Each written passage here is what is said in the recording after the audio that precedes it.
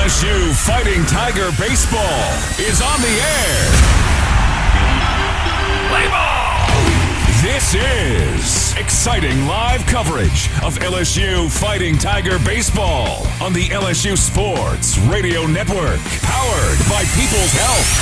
Called strike three, struck him out. Brought to you by Cox, the official communications provider of LSU Athletics. McDonald's, official sponsor of the LSU Tigers. Our Lady of the Lake, official healthcare provider of LSU Athletics. Albertsons, the official grocery partner of LSU Athletics. Hancock Whitney, the official bank of the LSU Tigers. Louisiana Blue, official health insurance provider of LSU Athletics. And by Coca-Cola, official beverage partner of the LSU Tigers. The Powerhouse. 3-1 to Bear. Launched in the air to right field. Giving it a look. Ty Evans will just watch it go.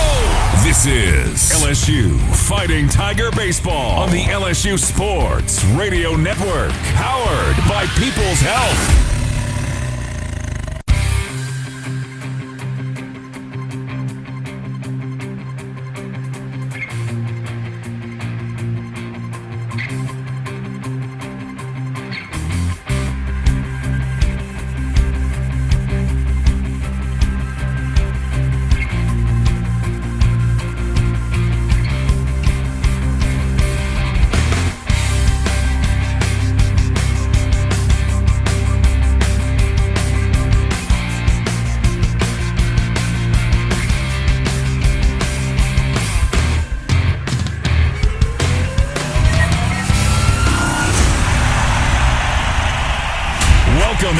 To the Hub International On Deck Show, presented by Hub International, Louisiana's premier employee benefits and commercial insurance brokerage. Visit hubinternational.com. Coming up, Talking with Tigers, a trip around the SEC, the pitching matchup, the starting lineup, and a visit with Tiger skipper Jay Johnson. It's time for LSU Fighting Tiger Baseball. Now, let's go inside the broadcast booth on the LSU Sports Radio Network. Believe it or not, we come to the end of the regular season, and it comes our way from the Palmetto State as the South Carolina Gamecocks, under first-year head coach, Hall of Famer, national champion Paul Mainieri, welcome in Jay Johnson and your number one ranked Fighting Tigers of LSU. Hello, everybody. This is Chris Blair, along with Mr. LSU Baseball, Bill Franquez, our straw stirring the drink back inside the Capital One studio, Mr. Adam Gattuso, welcoming you to Founders Park, Ray Tanner Field, home of the Gamecocks, as we get set for Game 1 as everybody in the SEC in this final weekend gets ready to start on Thursday night. Coming into this matchup, LSU making the announcement they would move Cade Anderson and Anthony Ianson to the Friday and Saturday game. And that means we all found out earlier today it'll be Connor Ware on the bump for the Tigers getting the start. This will be his sixth start of the season. Connor coming in 4-1 on the year with a 5.31 ERA. The Gamecocks will counter with a sophomore left-hander in Ashton Crowther, a second start of the season. It is his 19th appearance on the year. He's 2-2 with a 4.13 ERA. Obviously, the storyline with Coach Mainieri in the first base dugout, now in the garnet and black, and Jay Johnson down in the third base dugout in the purple and gold. And as we speak, as you might imagine, a lot of LSU fans here in attendance in Columbia, and right now Coach Paul Mainieri meeting with a number of Tiger fans down near the first base dugout. So that's one of the storylines, but the biggest storyline is staying near the top of the SEC standings with a final weekend to go before the seeding for the 2025 SEC tournament in Hoover, which begins next week. A lot on the line for LSU, coming in as the number one team, certainly wanting to play on Thursday or Friday in the SEC tournament,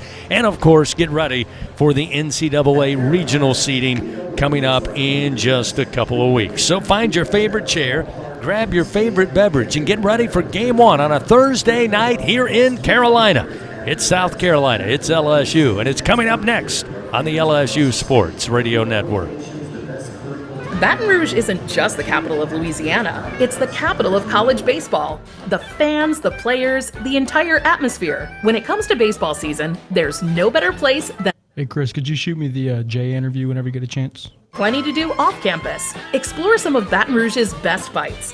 Visit our incredible museums and enjoy the sweet sounds of swamp blues. Born right here in Louisiana's capital city. Check out visitbatonrouge.com for more things to do on your next trip. Hey, Tiger fans 12 and younger, don't miss your chance to be a part of Mike's Kids Club, presented by Shell, the exclusive kids club of LSU Athletics. Join Mike's Kids Club for only $25. Get the official Mike's Kids Club t-shirt, free admission to select LSU athletic events, and much, much more. To learn about upcoming events and to join, please visit lsumkc.com. The Mike's Kids Club, presented by Shell. Winning isn't everything. Wait, excuse me, read that wrong. Winning is everything.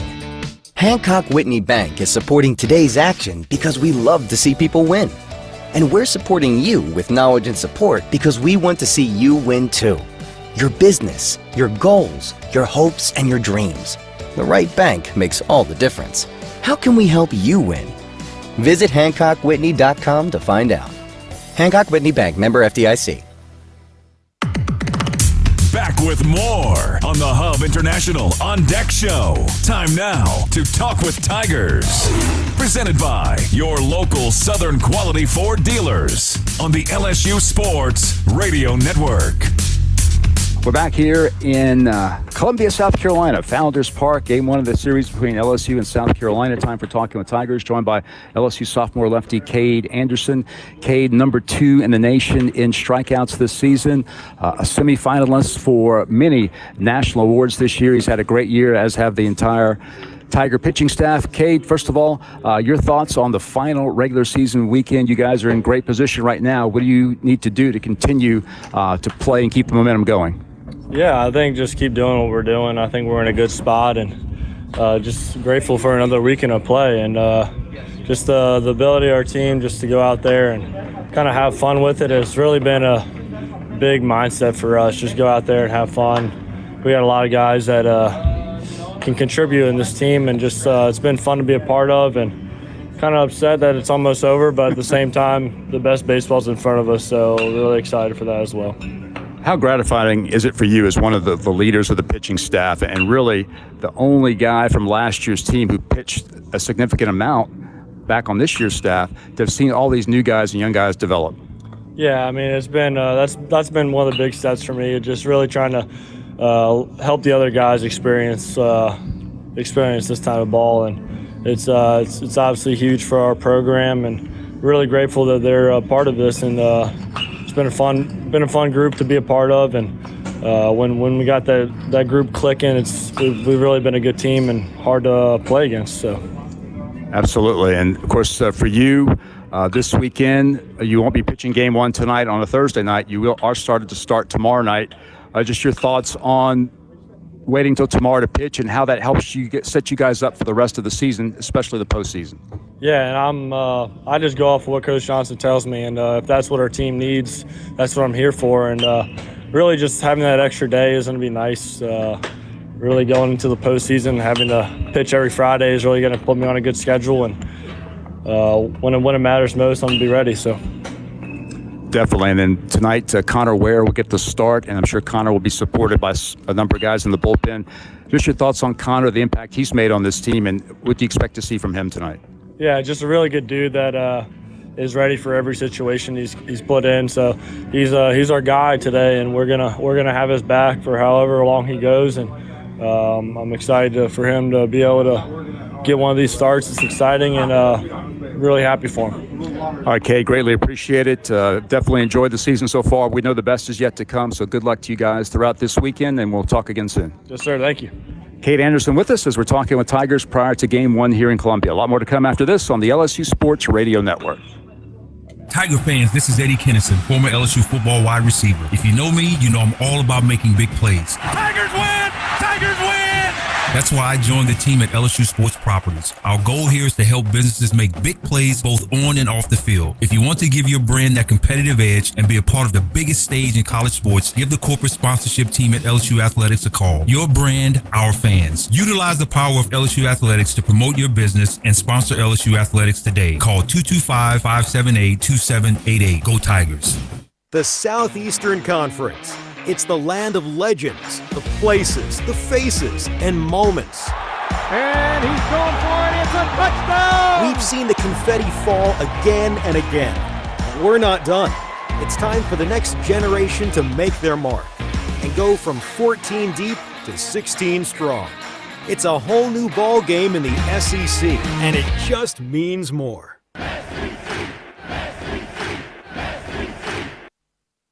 LSU Tiger fans are gearing up with real Tigers apparel and merchandise from the official online store at lsushop.net. Get jerseys, sideline gear, polos, t-shirts, hats, official team merchandise from Nike, accessories, and much more. Over 3,600 products, all shipped right to your door. Head to the place real Tiger fans go for the selection only real Tiger fans get at lsushop.net. Leading you up to first pitch, this is the Hub International On Deck Show. Time now to take a trip around the Southeastern Conference. Presented by Visit Baton Rouge, Louisiana's capital city.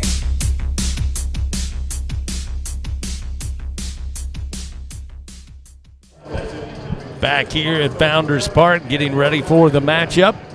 South Carolina hosting your Tigers of LSU. And Tiger fans, a quick reminder, all LSU Sports Radio Network broadcasts stream for free on the LSU Sports mobile app. Download it for free on iOS or Android.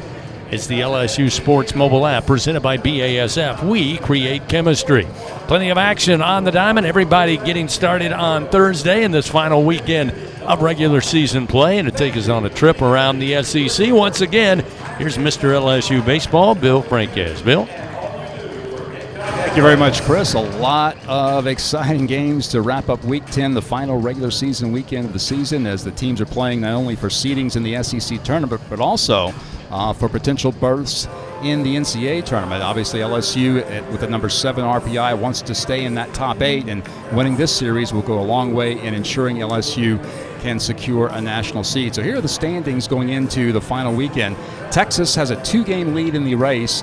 The Longhorns are 20-7 overall, despite the fact they've lost their last 2 series. They lost 2 out of. They were swept by Arkansas 2 weeks ago, then dropped 2 out of 3 last weekend to Florida in Austin. So Texas at 20-7. Arkansas is 2 games back at 18-9. LSU is in sole possession of 3rd place in the league right now at 17-10, and the Tigers want to stay at least in that top 4 in the SEC to get a double bye for next week's SEC tournament in Hoover, Alabama. Vanderbilt, Georgia, and Auburn are next at 16-11, 1 game behind LSU. Then Tennessee and Alabama are 15-12. Ole Miss is 14-13. Kentucky and Oklahoma and Florida are 13-14. Mississippi State is 12-15. Texas A&M is 10-17. South Carolina is 5-22, and Missouri, which, as you know, got its first wins of the year last weekend in SEC play over Texas A&M. The Missouri Tigers are now 3-24. So that sets us up for this weekend's action. All games starting tonight, all series beginning this evening. Texas A&M is at Georgia tonight. In fact, that game is underway. They're already in the top of the 2nd inning in Athens. Texas A&M looking to bounce back after being swept by Missouri last week. Right now, the Aggies lead Georgia 3-1 in the top of the 2nd inning. Other games, another one just getting underway. They're in the top of the 1st inning in Gainesville. Alabama will be at Florida this week. Kentucky will play at Vanderbilt. Mississippi State will be at Missouri. Auburn, which may be one of the hottest teams in the country right now, will be at Ole Miss this weekend. Texas will play Oklahoma in the baseball version of the Red River rivalry, and Tennessee will be in Fayetteville to take on Arkansas, which should be a very intense matchup between those 2 clubs. So a lot to look forward to here this week, Chris. The Tigers, as I said, a number 7 RPI, 3rd in the SEC right now. Right now, LSU is where it wants to be, but the Tigers need to continue to play well this weekend. Looking forward to a great weekend. Again, a little warm. We'll get to that full game day forecast coming up in just a bit. Brought to you by AccuTemp. Going to be warm here in the Palmetto State. Tigers, though, certainly accustomed to that as they talk with Coach Jay Johnson out in left field. Gamecocks meeting with the coaching staff for Carolina in right field. We'll continue with more on the Hub International On Deck Show. Reminder, LSU Athletics would like to thank its Team LSU corporate partners. That's Cox, McDonald's, Our Lady of the Lake, Albertsons, Louisiana Blue, Coca-Cola, and Hancock Whitney. When we come back, we'll take a look at the starting pitchers for both the Gamecocks and your Tigers right after this on the LSU Sports Radio Network.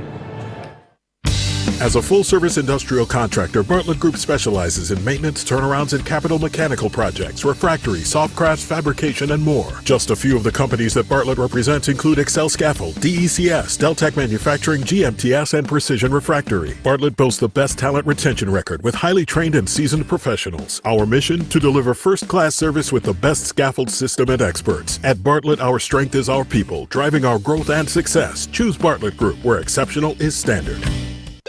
Hello, this is Jan at Toyota. Hi, Jan. Is now a good time to get a new Toyota? It is. We like to say your summer starts here at your Toyota dealer. Now through June 2nd, we have a great selection of Camrys, Corollas, Tundras, and more. Your summer starts here. I'm a pet sitter, and business is way up as people enjoy their new Toyotas. Stop, Sebastian. Goldie is not dinner. Your summer starts here. Dealer inventory may vary. See your participating Toyota dealer for details. Toyota, let's go places. In Louisiana, we love our LSU Tigers. When the band strikes up those 4 iconic notes, the fans go wild. At Louisiana Blue, we're Tiger fans too. That's why we've teamed up with LSU Athletics to bring you the compassion of the cross and security of the shield, so you're free to wear your stripes and roar. Live Louisiana. We've got you. Louisiana Blue, Louisiana True. Proud partner of LSU Athletics. Here's a look at the game's pitching matchups as the Hub International On Deck Show continues on the LSU Sports Radio Network. Indeed, fans, back here at Founders Park, Columbia, South Carolina. The downtown Columbia skyline out in front of us here. One of the more modern parks here in the SEC. Of course, built after Ray Tanner and his Gamecocks won a couple of national titles. They moved from Sarge Fry Field, which was further downtown near the football stadium. They built this new park several years ago, but as Jay Johnson has told us many times, one of his favorites to come and play in the SEC. Again, we'll wait and see how many Gamecock fans arrive. Not many in the ballpark at the moment, although there is plenty of purple and gold. Let's take a look at the starting pitchers for tonight's game, and with that, once again, Mr. LSU Baseball, he's got it all wrapped up. He'll let you know. Here's Bill Franquez. Bill? All right, Chris. Ashton Crowther, a lefty, is the starter for Arkansas tonight. He is a sophomore out of Trinity, Florida, transferred from the University of Miami. 6'3", 220 pounds. He's been one of South Carolina's better relievers this season, and he's making just his second start of the year for the Gamecocks. He's 2-2 with a 4.13 ERA. 32 2/3 innings for Crowther. He's allowed 31 hits and 15 earned runs, only 7 walks and 24 strikeouts. He's allowing a 254 opponent batting average. In SEC action for South Carolina, Crowther will be making his second start and his 9th overall appearance. He has some good numbers in SEC play. A 1-2 record, but a 2.20 ERA in 16 SEC innings. He's allowed just 4 earned runs, 3 walks, 12 strikeouts, and a 241 opponent batting average. Taking a look at the scouting report, he's a 4-pitch pitcher, fastball at 88 to 91 miles per hour, sinker at 88 to 91 as well, and according to the scouting report, he really comes at you with that sinker-first mindset, so we can look for that sinker to be his primary pitch tonight. The 4-seam fastball is very rare from Crowther. He also has a slider at 81 to 84 miles per hour and a changeup at 83 to 86. So Ashton Crowther, the lefty, the sophomore from Miami, on the mound tonight for South Carolina. Meanwhile, LSU will counter with junior left-hander Connor Ware, the junior transfer from Pearl River Community College. He's a native of Madison, Mississippi. Ware has been very good in most of his outings this year. In fact, Jay Johnson has said he feels more comfortable with comfortable with Connor as a starting pitcher. He seems to have pitched better in a starting role than he has in some of his relief roles, and he'll get the start tonight. Jay is hoping that Connor can give the Tigers 3 to 4 innings and get LSU off to a good start. Connor throws 92 to 95 miles per hour with his fastball from the left side. The scouting report also on Connor is that he has a good slider at 83 to 86. He works in a change at 81 to 84, and his curveball at 78 to 81 miles per hour.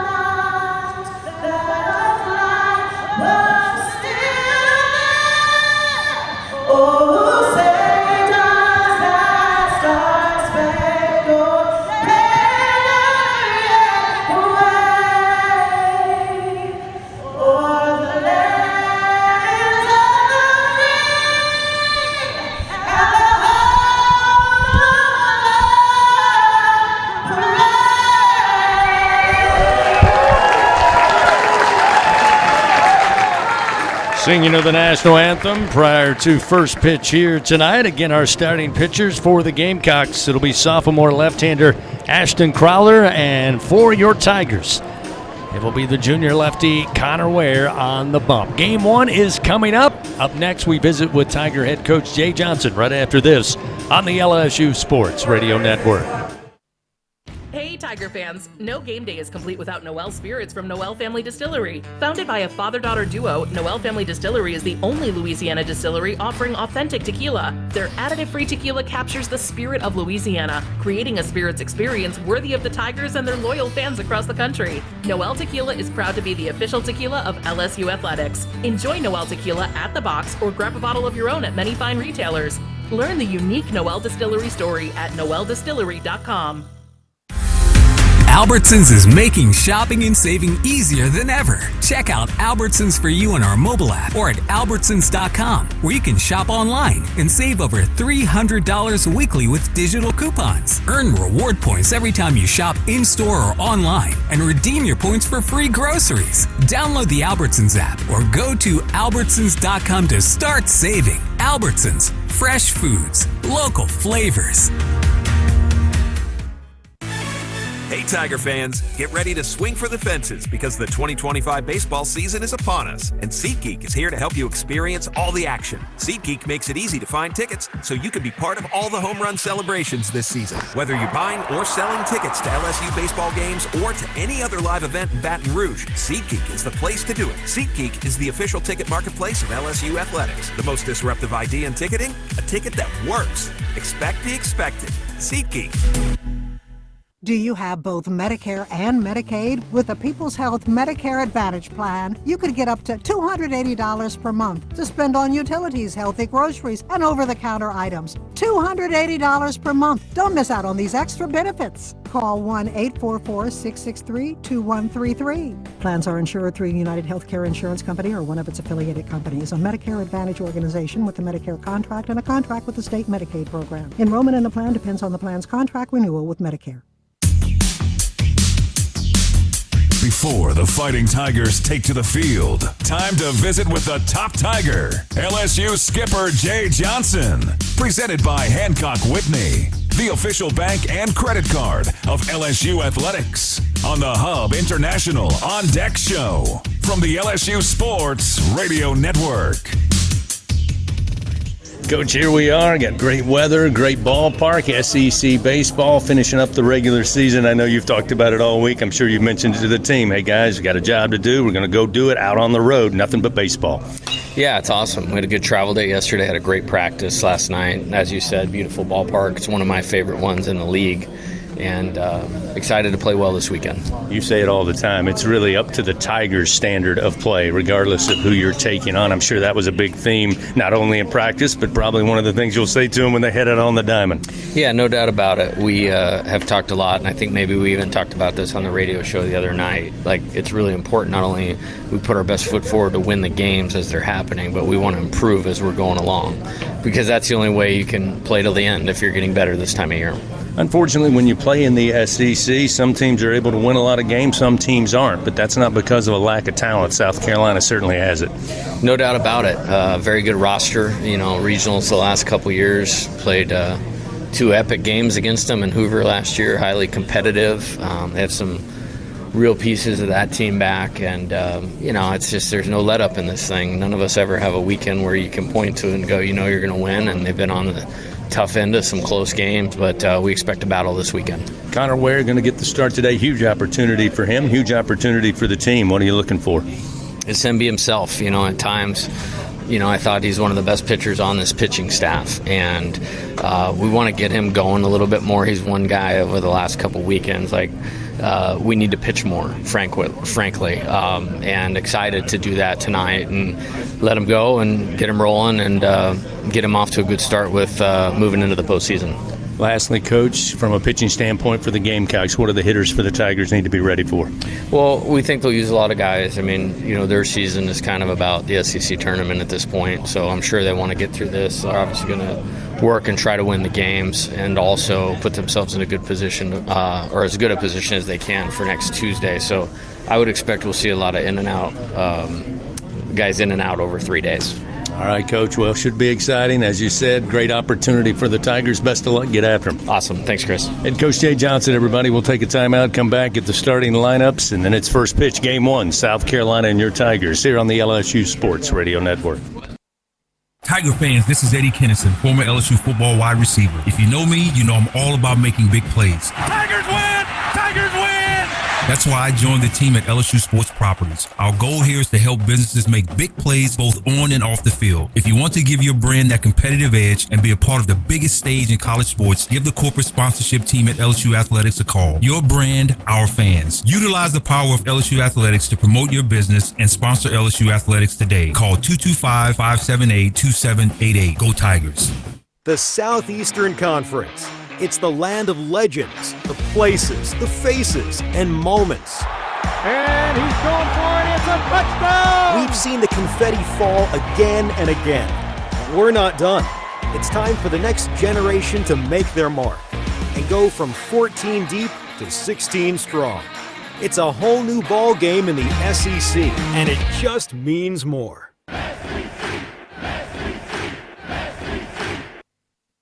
Going to the track, the wall, see ya! Tiger fans, have you ever wanted to watch LSU baseball on TV but hear the action from the LSU Sports Radio Network? Just sync the game with the LSU Sports mobile app. It's easy to do. Just pause the TV. Use the LSU Sports mobile app to stream the audio on your smartphone or tablet. Connect to a smart speaker, then wait for the audio to catch up to the point your TV is paused. Push play, and you are all set. Sync the game with the LSU Sports mobile app for iOS and Google devices. Download it today. Tigers win! Tigers win!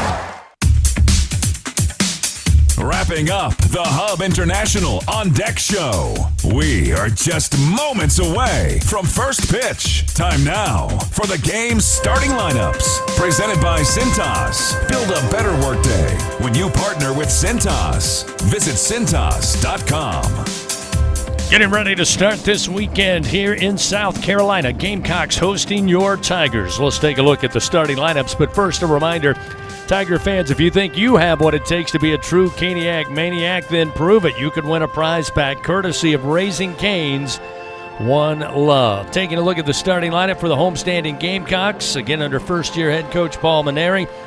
Carolina 27-26 on the season, 5-22 in SEC play. Blake Jackson will lead it off. He'll be in left field, a senior batting 200. Nathan Hall in center field will bat second in the order, a junior batting 330 with 7 home runs and 38 runs batted in. Henry Kazmar will be at shortstop. He'll bat third. Kennedy Jones, the DH, a senior, hitting 261, will bat cleanup. Jordan Carrion will be at second base, batting fifth. Bo Hollins at first base, batting sixth. Evan Stone in right field will bat seventh. KJ Scobie will be at third base batting 8th, and Gavin Braylon will be behind the plate catching, a freshman, hitting .203. He'll round out the order. Now for your Fighting Tigers of LSU, coming in number 1 in the land. They are 40-12 on the season, 17-10 in SEC play.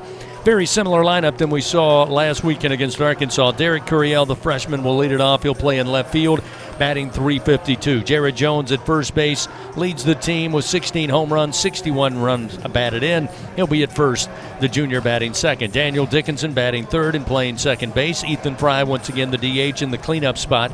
Luis Hernandez moving up in the order. He'll bat fifth and catch for the Tigers. Josh Pearson in right field will bat sixth.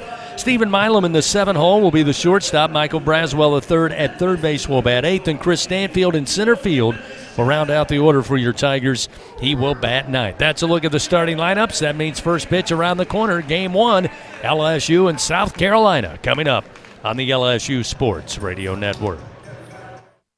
When it's miserable outside, you will be comfortable inside with an energy-efficient Trane air conditioning and heating system. You think we'll be good to play this through, or do you want me to come back early? A partner of LSU Athletics. We'll be close. Trust Trane to lower Sounds good. and save you money. It's hard to stop a train, but it's easy to afford one. At TrainSouth.com, find rebates, tax credits, special financing, and a reliable Trane dealer, subject to credit approval. Visit TrainSouth.com for details.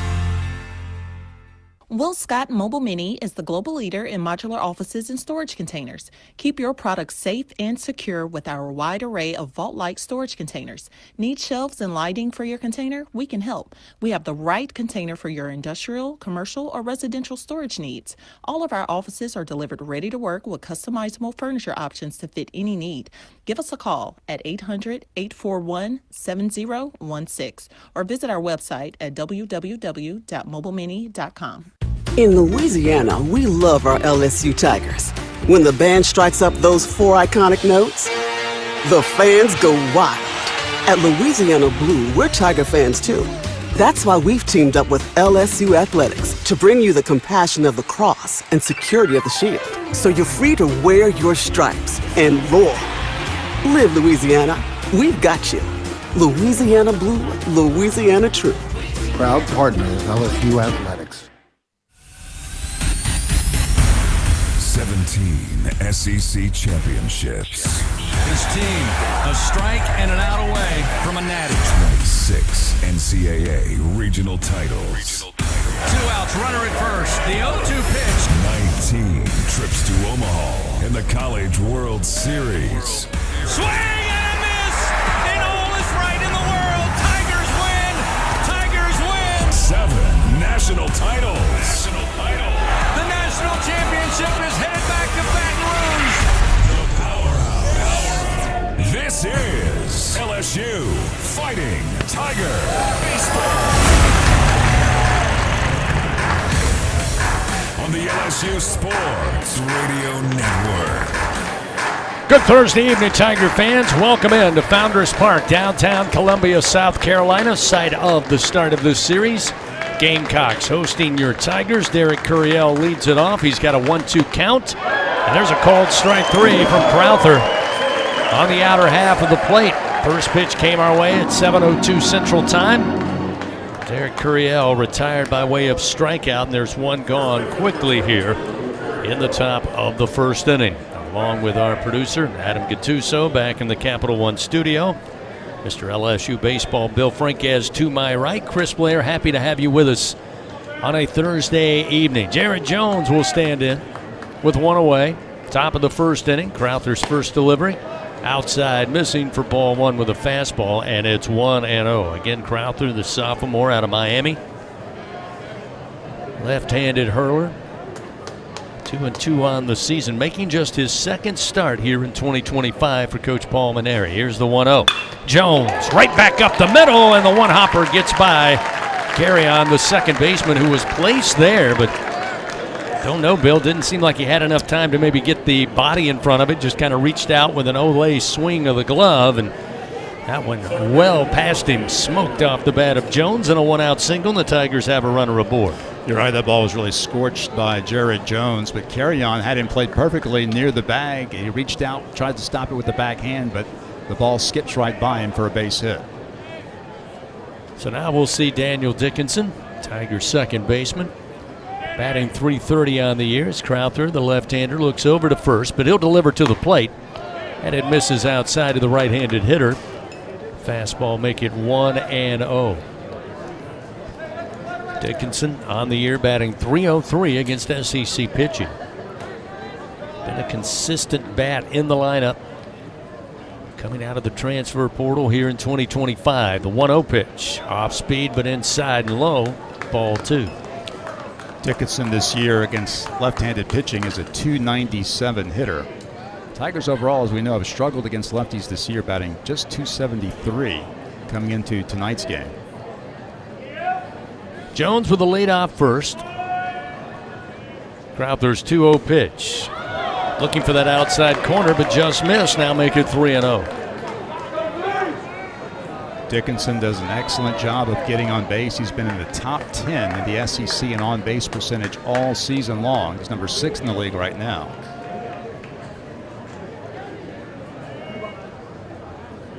Three balls, no strikes. Squaring to bunt is Dickinson. He'll bring it back.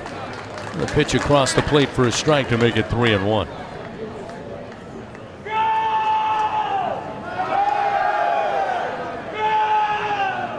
Can tell you without any hesitation, there may be as many LSU fans here tonight as there are Carolina fans. Very empty ballpark here on a Thursday evening. As I throw over to keep an eye on Jones, and there is a strong contingency in purple and gold. In fact, if you're watching on television, you'll see a number of them right behind home plate. Got great seats here at Founders Park. And the Tiger cheers already began. Runner at first, the 3-1. Dickinson swings in the air to left center field. On the run is Jackson, and this one is gone into the bullpen of the Gamecocks. Check that, bullpen for the Tigers. They'll retrieve the baseball as Dickinson goes deep to left center. And that'll make it a 2-0 lead for LSU here in the top of the first inning with one out. We talked about it a couple of weeks ago. It's been a while since Dickinson has had a home run, as great as he's been in so many areas for the Tigers on both sides of the plate. He hadn't had a home run in a while. That's his first home run since the Oklahoma series. He homered back on April the 4th in Norman. The big home run here gives the Tigers the early 2-0 lead. He just was waiting for the right road trip to get back into that big swing.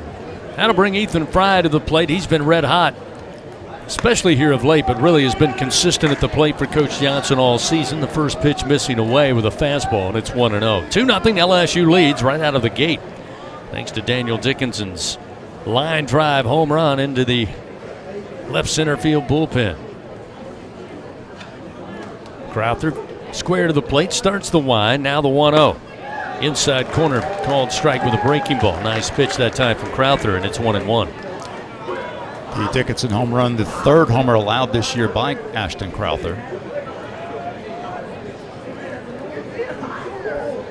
Here's the 1-1 to Fry. Just paints that outside corner. Fry loaded the bat, but holds back. It's now 1-2. Now Fry has been really good against lefties this year. He has a .344 average against southpaws. 1 ball, 2 strikes, 1 out. A 2-0 LSU lead, top of the first with nobody on. The 1-2. Breaking ball low and inside. That'll even the count to Ethan now. 2 balls and 2 strikes. And similar to the way they played Jared Jones, the second baseman Carry-On is playing directly behind the second base bag.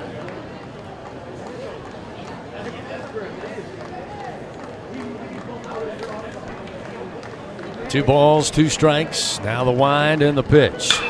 Lifted in the air, center field. On the run is Nathan Hall. Back to the track, and he reaches up and makes the grab. Just shy of the wall, left of the batter's eye in center field. Ethan gives it a ride, but a long and loud out to center in the second out of the inning. That'll get Luis Hernandez to the plate. Fans, if you're planning an event, Grayson Events and Entertainment has you covered. They have everything to make your next event unforgettable. Call 225-436-6520. You won't be disappointed. Hernandez batting .266 on the year. Check that, .268. Pitch to the right-hander, fastball down the middle for a strike, and it's 0-1. Coach Johnson here of late talking about Hernandez' effectiveness with the power swing in SEC play. The 0-1. Swing and a bouncer foul, third base side. That'll move the count 0-2. Luis batting .272 against SEC pitching this year. Does have 6 home runs in SEC play. That's 6 of his 7 on the year. 2 outs, nobody on, an 0-2 count, and a 2-0 LSU lead. Crowther, the left-hander, fires, and a swing and a miss. Actually a foul tip, but held on to by Braylon, the catcher, and that'll do it for the Tigers. However, they waste little time getting on the board. 2 runs on 2 hits. Jarrett Jones with a single, Daniel Dickinson with the round tripper to left center field. 2-0 LSU leads. Carolina coming to the plate when we continue on the LSU Sports Radio Network. Tiger fans, this is Eddie Kennison, former LSU football wide receiver. If you know me, you know I'm all about making big plays. Tigers win! Tigers win! That's why I joined the team at LSU Sports Properties. Our goal here is to help businesses make big plays both on and off the field. If you want to give your brand that competitive edge and be a part of the biggest stage in college sports, give the corporate sponsorship team at LSU Athletics a call. Your brand, our fans. Utilize the power of LSU Athletics to promote your business and sponsor LSU Athletics today. Call 225-578-2788. Go Tigers. The Southeastern Conference. It's the land of legends, the places, the faces, and moments. And he's going for it. It's a touchdown! We've seen the confetti fall again and again. We're not done. It's time for the next generation to make their mark and go from 14 deep to 16 strong. It's a whole new ball game in the SEC, and it just means more. And here's Heather with the weather. Well, it's beautiful out there, sunny and 75, almost a little chilly in the shade. Now, let's get a read on the inside of your car. It is hot. You've only been parked a short time and it's already 99 degrees in there. Let's not leave children in the back seat while running errands. It only takes a few minutes for their body temperatures to rise, and that could be fatal. Cars get hot, fast, and can be deadly. Never leave a child in a car. A message from NHTSA and the Ad Council. Go in the booth with LSU Radio on Facebook Live and YouTube. LSU Fighting Tiger Baseball on the LSU Sports Radio Network. LSU leading 2-0. A 2-run homer there in the top of the first inning by Daniel Dickinson. Off the Carolina starter, Ashton Crowther. It's now Connor Ware getting the start for the Tigers. Again, his 6th start on the season. The left-hander going to start the weekend for the Tiger pitching staff. Gamecocks will have Jackson Hall and Kazmar to lead it off. Fans have the right equipment to take on any job linked to the land. Just visit Sunshine, your hometown John Deere dealer in Louisiana, at sunequip.com. An absolutely gorgeous day here in the South Carolina capital city. Your game day weather report brought to you by AccuTemp. Chance of power outages. Never get a whole home generator from AccuTemp. Keep the power in your hands. Currently 84 degrees. Partly cloudy skies, but I'm not buying that. There's mostly blue skies, at least from our vantage point, looking into downtown Columbia. As we'll see Blake Jackson, senior, batting an even 200. Left-hander will lead it off for Paul Maneri and the Gamecocks.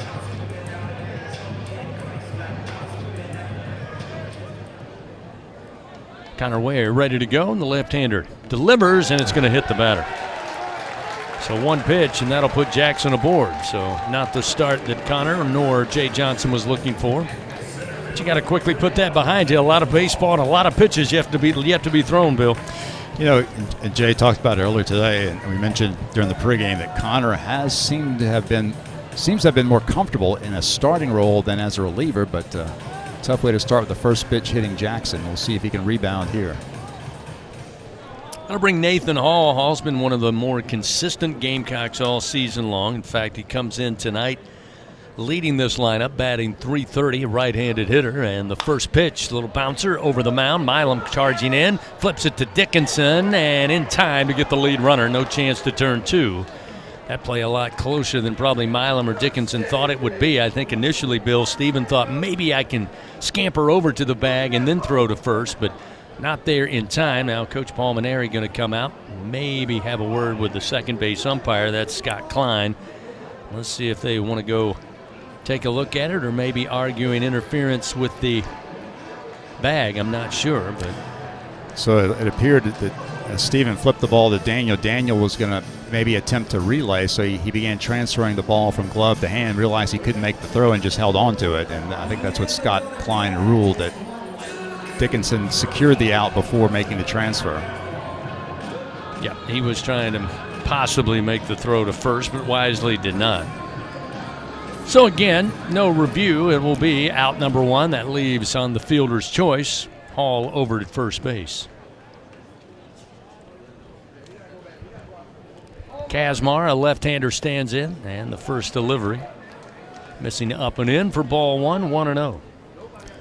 Ware's making just his second start in SEC play this year. He started back on April 19th against Alabama in a similar type of role. He went 2 innings in that game. Hall with a lead at first. The pitch from Ware misses upstairs. Now 2 balls, no strikes. Hall 13 of 15 in stolen bases. So Connor Ware, the left-hander, certainly going to be aware of his ability on the base paths. Take a solid 3-step lead off of first, a 2-0 count, and the pitch comes to the plate to Kazmar, and again missed high, ball 3. And none of the 3 pitches delivered to Kazmar have been close to the strike zone. It's kind of where having some issues early with his control. 3 balls, no strikes, 1 out, runner at first, a 2-0 LSU lead here early, bottom of the first inning. This time the pitch at the belt for a strike from Ware, and it's 3-1. In that start against Alabama back on the 19th of April, Ware went 2 innings, gave up 1 run on 3 hits, 1 walk, and 1 strikeout. His best start of the year came against Dallas Baptist when he pitched 4 perfect innings to begin that outing. 3-1 delivery, and it's sent back foul into the screen. So after falling behind 3-0, Connor Ware trying to climb the ladder here as he fills the count 3-2. Henry Kazmar, a junior, batting .305 with 5 home runs, 7 doubles, 26 runs batted in. He's got Nathan Hall over at first base with 1 out. Runner goes, the 3-2 pitch is high for ball 4. So that'll put runners first and second as Ware gives up the walk. So a hit batter to the leadoff hitter Jackson, who was erased on the fielder's choice at second base. Now a walk to Kazmar. Puts runners first and second with 1 out. That will bring to the plate Kennedy Jones, senior, batting .261, a right-hander.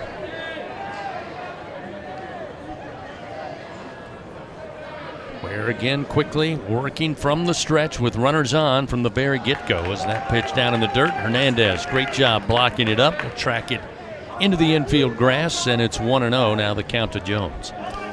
Kennedy Jones, a powerfully built right-handed hitter, transferred to South Carolina last year from UNC Greensboro. Hasn't quite had the offensive year that Carolina had hoped he'd have, but he's still a very potent weapon for them in their offense. 1-0, swing and a miss. Breaking ball nicely done. Jones almost off balance trying to chase that one. It's 1-1. The senior from Norfolk, Virginia. Looks like if he can run into one, he could do some damage. Only 2 home runs, 7 doubles on the year. He'll swing a ground ball to Braswell. He'll launch it to Dickinson at second. Relay to first in time for the double play, and that'll do it for the Gamecocks here in the bottom of the first inning. No runs, no hits, and they leave nobody on base. So we now move to the top of the second. It's a 2-0 LSU lead over the Gamecocks. LSU coming to the plate. It'll be 6, 7, and 8. Pearson, Milam, and Braswell when we continue on the LSU Sports Radio Network. There's nothing like the feeling of a grand slam, and every great play deserves a great sip. With 15% alcohol by volume and a colorful collection of fun flavors, Buzz Balls are the perfect ready-to-drink cocktail for every moment of the game. Try the rich Choco Chiller, zesty Lime Rita, spicy chili mango, or discover your new favorite flavor. From play ball to the final pitch, there's something for everyone to enjoy in a matter of seconds. So cover all your bases and buy Buzz Balls today. Buzz Balls is a proud sponsor of LSU Athletics. Must be 21 plus. Please enjoy Buzz Balls responsibly. Buzz Balls, Carrollton, Texas. Score big with MMR. Join the team at the largest privately owned open shop electrical and instrumentation contractor in the nation, headquartered right here in Baton Rouge. MMR is committed to positioning each team member for success. Whether you're a student seeking an internship, just starting your career, or already a seasoned professional, MMR offers a variety of positions just for you. Get in the game at MMR, where your future is bright. Kick off your career at mmrgrp.com/careers. MMR, a proud partner of LSU Athletics. Southern Air Heating, Cooling, and Plumbing, your trusted experts for all your home service needs. With over 35 years of dedicated service, we prioritize your comfort and satisfaction. As an official partner of LSU Athletics, we bring our expertise to every game, from installations to repairs. Our team delivers honest pricing with no surprises. Call us today at 225-777-8888 and experience the difference with Southern Air Heating, Cooling, and Plumbing. Go Tigers! Live action of LSU Fighting Tiger baseball continues from the LSU Sports Radio Network. LSU coming to the plate. They lead 2-0 over the Gamecocks here. Just the top of the second inning. A little hootie in the Blowfish playing here at Founders Park. Takes me back a couple of decades there, Bill. Hootie and the Blowfish, popular bar band here in Columbia before making it big.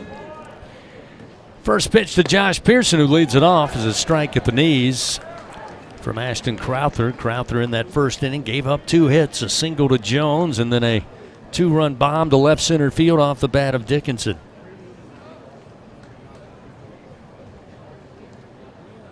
The 0-1 just missed the outside corner to the left-handed hitting Pearson.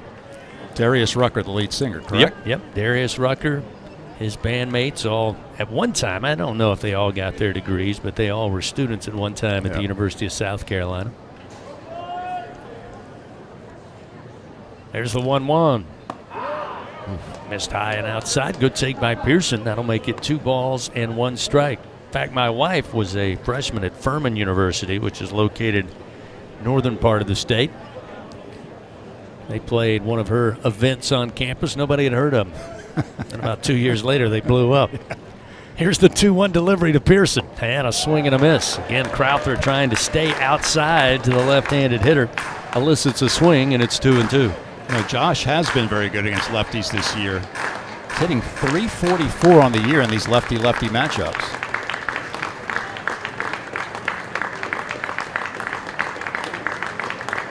Two balls, 2 strikes. Crowther fires. And again, missing outside. Well off the plate. Will fill the count to Pearson, 3-2. Crowther's second start this year in an SEC game. His only other SEC start came 2 weeks ago against Florida. He worked 4 innings in that contest. Gave up just 1 earned run.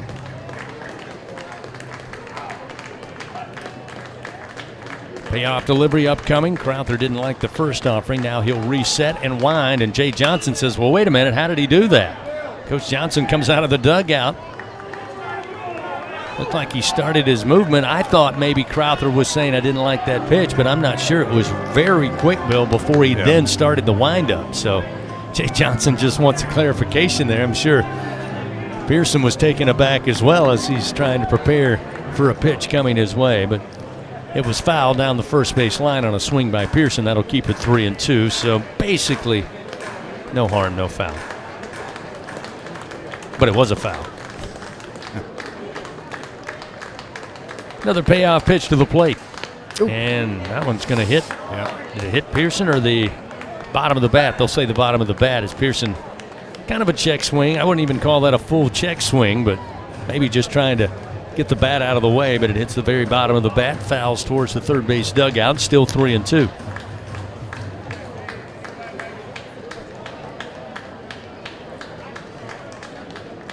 Pearson leading it off here in the top of the second, a 2-0 Tiger lead. Another 3-2 pitch, jammed him, and a little soft liner left of the mound, and Crowther will handle that one for the first out of the inning. So Pearson retired on a soft liner to the Carolina pitcher. That'll bring Stephen Milam to the plate. Milam against the left-hander. Of course, the sophomore switch hitter will bat from the right side. Stevens about even batting average-wise, batting from the right side and the left side. 284 as a right-handed batter this year, 283 as a lefty batter.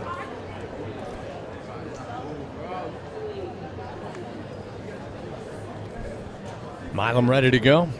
And the first pitch. Strike on the inside corner at the knees, and it's 0-1. South Carolina shifted to the left side of the infield as Carey on the second baseman is over on that side as well. Here's the 0-1. Swing and a little bit of a tip off the bat, but held on to by the catcher for the Gamecocks, and nonetheless it's now 0-2 to Milam. Been a while since Milam had home run, but he hit one over the weekend in that Arkansas series to get 10 on the year. This pitch missed low and away. 1 ball, 2 strikes. That fastball missing from Crowther. And we've seen Milam have a little more success at the plate in recent games. He had 2 hits in the game on Sunday, including that home run. 1 ball, 2 strikes. And the pitch. Outside missing to even it up. 2 balls, 2 strikes. Taking a look at tonight's recipe for success, brought to you by BRQ Seafood and Barbecue, official catering service of LSU Athletics. Coach Jay Johnson said this is the time of year where he wants his team to improve each day and each game. 2-2, low and inside. Great take by Steven. That'll fill it up 3-2. And what he means by that, Bill, is he says not every team's improving this time of year. You've got teams kind of stagnant. You've got teams who are maybe going in the wrong direction. He feels like his Tigers are headed in the right direction towards the end of the regular season and postseason baseball. Here's a 3-2 pitch and a bouncer foul, third base side. Still remains 3-2. It's a long season, and you're challenged both mentally and physically, and it's the teams that can hold up under those challenges are the ones that have the most success in the postseason, and LSU right now appears to be in very good position as it approaches postseason play, but needs to finish strong here this weekend. Another payoff pitch to Milam. Way outside, got away from the catcher Braylon, and that will put Milam aboard on a 1-out walk. So Crowther now with his first base on balls given up. That'll bring Michael Braswell III to the plate. Homecoming of sorts for Michael. Of course, started his career at South Carolina. Under Coach Kingston, as you'll hear some of the Carolina fans now booing Michael Braswell. Interesting. That is interesting. Don't think I've seen that anywhere else where a player has returned to his former school. Why not just give him some fuel? First pitch. Outside corner called strike, and it's 0-1. You know, I don't remember that happening to Stanfield at Auburn. No, it didn't. Yep. Don't recall Brady Neal being booed by LSU fans when he came to the box with Alabama. You're right, Bill. Here's the 0-1 to Brazzi. Miss low. That'll even the count. 1 ball, 1 strike.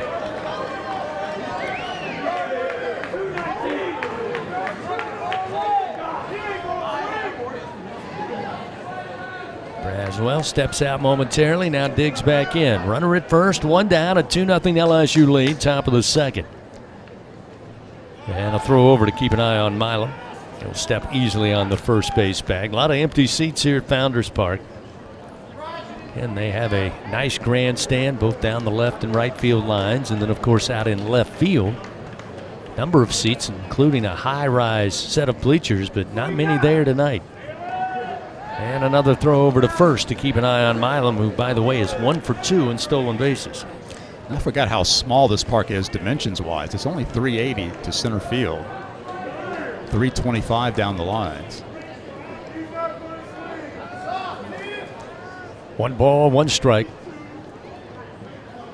Braswell awaits. Crowther fires. High and outside, make it ball 2, 2-1.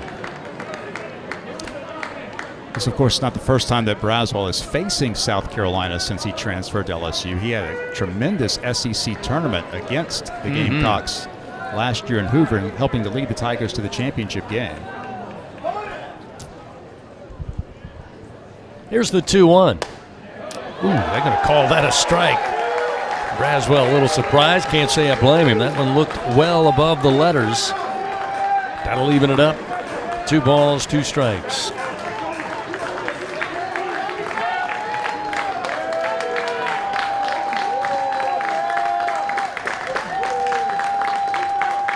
Two pitch. Opposite field, base hit into right. Braswell with a Bingo Pets product base hit for the Tigers. Their 3rd of the evening. Runners now 1st and 2nd with just 1 out. And that's the way you do it, Michael. Braswell continues to have success against his former school. He slaps the pitch the opposite way to give the Tigers another threat here with the runner in scoring position and just 1 out. That'll bring Chris Stanfield at the bottom of the order to the plate. Batting .321 on the season. Again, a top for the LSU Tigers at .333 in SEC play. Opportunity to build on a 2-0 lead with runners 1st and 2nd and 1 out. The first pitch rides high for ball 1.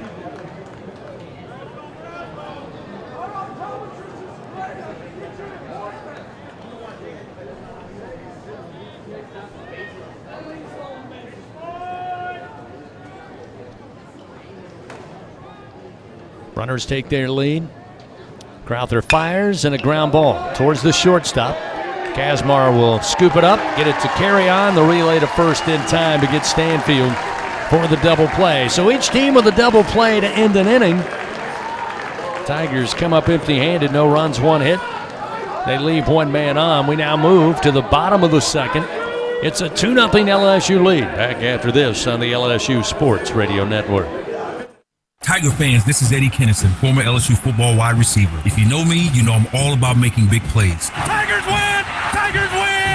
That's why I joined the team at LSU Sports Properties. Our goal here is to help businesses make big plays both on and off the field. If you want to give your brand that competitive edge and be a part of the biggest stage in college sports, give the corporate sponsorship team at LSU Athletics a call. Your brand, our fans. Utilize the power of LSU Athletics to promote your business and sponsor LSU Athletics today. Call 225-578-2788. Go Tigers.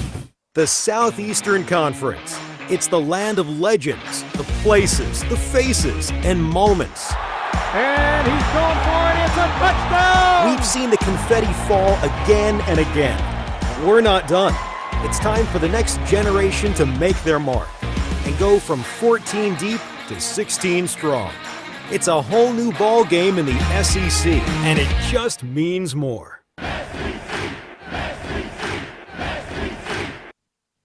Going to the track, the wall, see ya! Tiger fans, have you ever wanted to watch LSU baseball on TV but hear the action from the LSU Sports Radio Network? Just sync the game with the LSU Sports mobile app. It's easy to do. Just pause the TV. Use the LSU Sports mobile app to stream the audio on your smartphone or tablet. Connect to a smart speaker, then wait for the audio to catch up to the point your TV is paused. Push play, and you are all set. Sync the game with the LSU Sports mobile app for iOS and Google devices. Download it today. Tigers win! Tigers win! Back to the action of LSU Fighting Tiger Baseball from the LSU Sports Radio Network. Jordan Carrion, the second baseman for South Carolina, will lead it off here in the bottom of the 2nd inning. LSU leading 2-0 thanks to a 2-run bomb by Daniel Dickinson in the top half of the first frame of tonight's game. Carrion, a .286 hitter, batting from the right side as Ware delivers, and the first pitch low for ball 1. 1-0.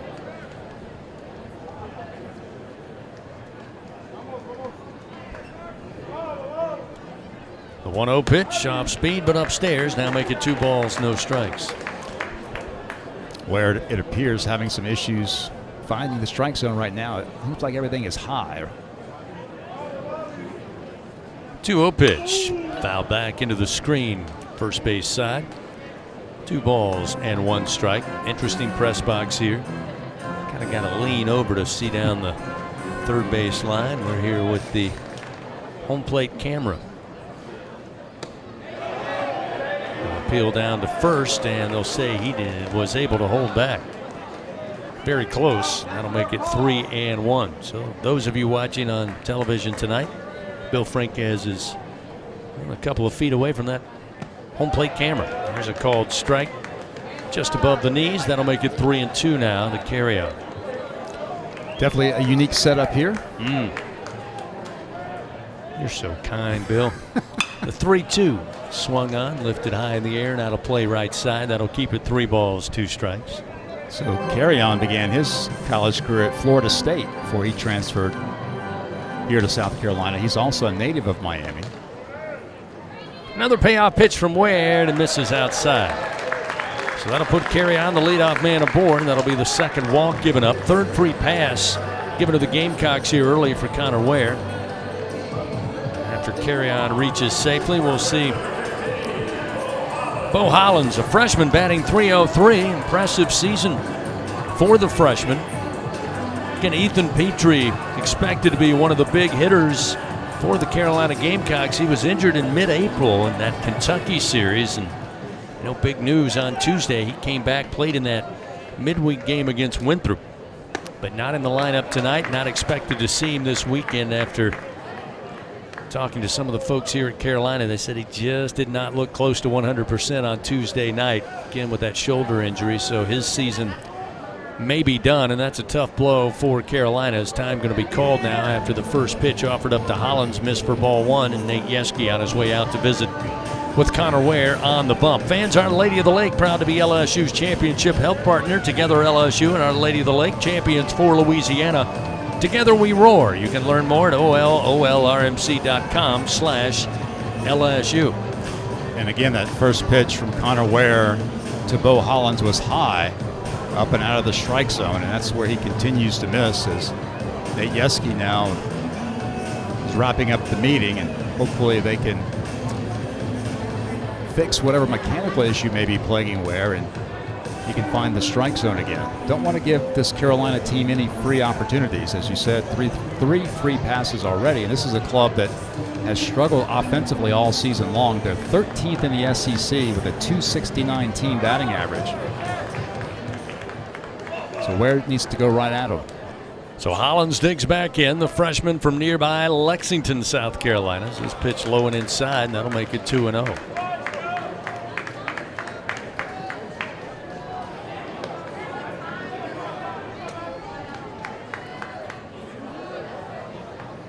In the LSU pitching staff, bullpen already down in the bullpen, but that's because it's quite a hustle from the third base dugout to that left center field bullpen out there.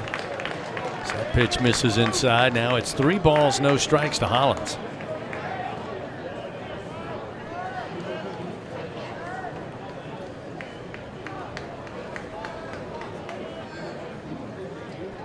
.30 pitch.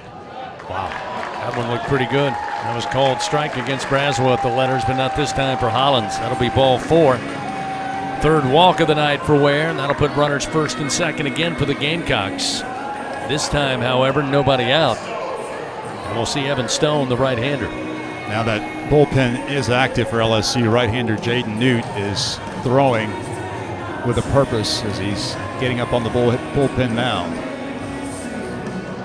Hopefully Connor Ware can find himself a way to get out of this jam, eliminate the free passes. Coach Johnson going to bring the corner infield in here with Evan Stone, the senior out of nearby Irmo, South Carolina. Not showing bunt yet. In fact, he's going to swing and miss, and it's 0-1. Gamecocks have Carry-On at second, Hollins at first base, down 2-0. 0-1 count to Evan Stone, the senior, batting .237 on the year, 4 home runs, 3 doubles. This time he will bunt down the line, foul as Braswell trying to charge in and get it on the fly, but it falls harmlessly on the turf, and it's 0-2. Again, South Carolina hitting .269 as a team. They have 88 doubles, 5 triples. They've hit 55 home runs on the year.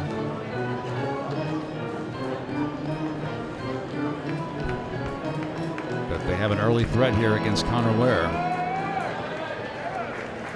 Runners again off of first and second with nobody out. Here's the 0-2 from Ware, and it just missed the inside corner, maybe a tad high, but a good pitch nonetheless. Better take by Stone, and it's 1-2. Good fastball that time from Ware, 92 miles per hour, just on the outside corner.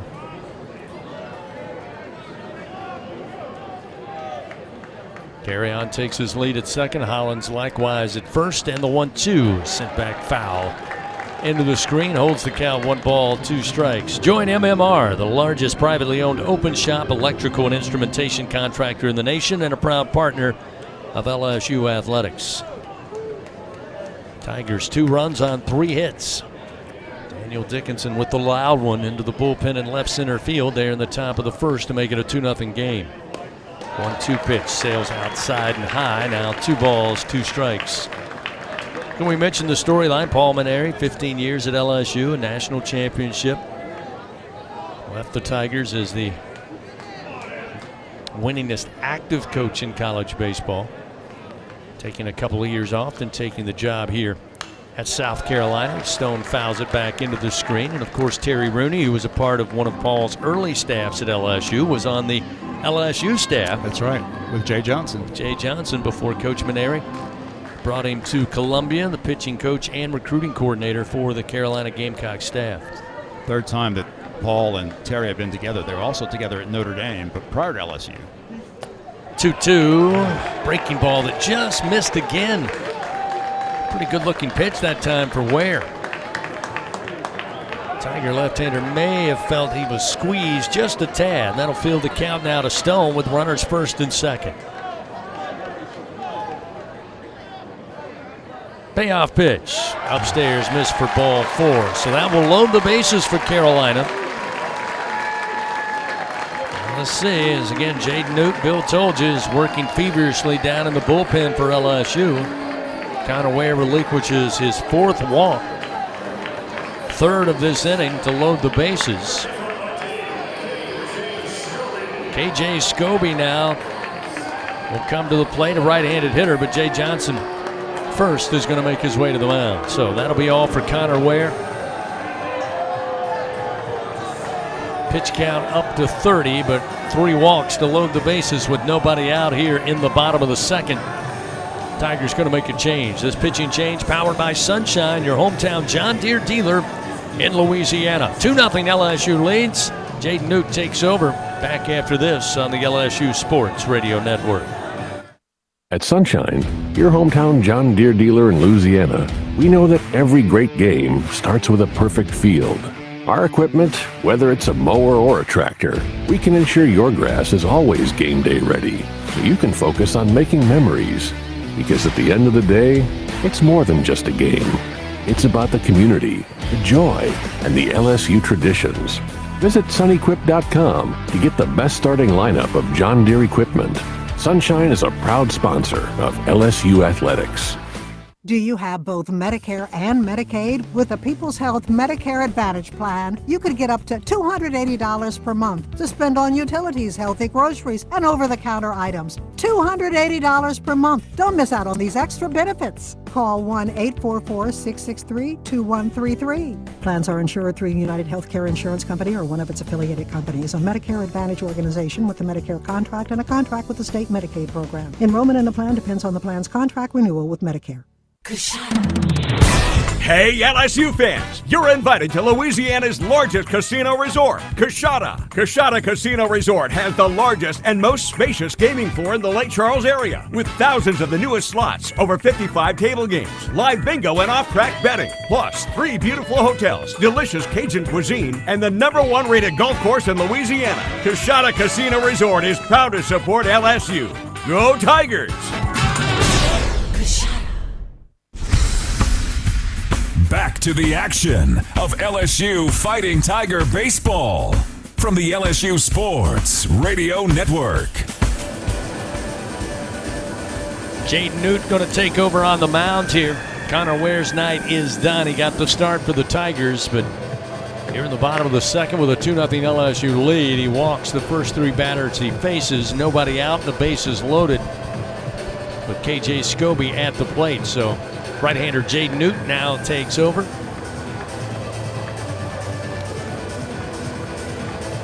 Jaden Newt, redshirt sophomore right-hander out of Oak Park, California. He has made great strides this year, recovering after Tommy John surgery back in 2023. He appears to be an emerging part of the LSU bullpen. This will be his 17th appearance this year. He's 2-0 with a 4.03 ERA. Jaden's worked 22 and a third innings. He's given up 20 hits and 10 earned runs, 11 walks, and 29 strikeouts. He's allowing a .235 opponent batting average. He's called in a high leverage situation here with the bases loaded and nobody out. Again, KJ Scobie, the Gamecock third baseman, coming to the plate. .250 average on the year, batting just .200 with the bases loaded. Does have 7 home runs, 4 doubles, and 23 runs batted in. Carry on at third, Hollins at second, Stone at first base, and the first pitch going to be deposited foul towards the right field seats, out of play, and it's 0-1. Jaden Newt here of late, Bill, one of those again out of the LSU bullpen. A lot of potential as we head towards postseason 2025 as that pitch missed inside, and it's 1-1.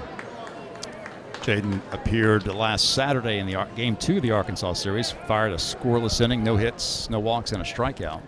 The 1-1, again hit foul out of play off the bat of Scobie.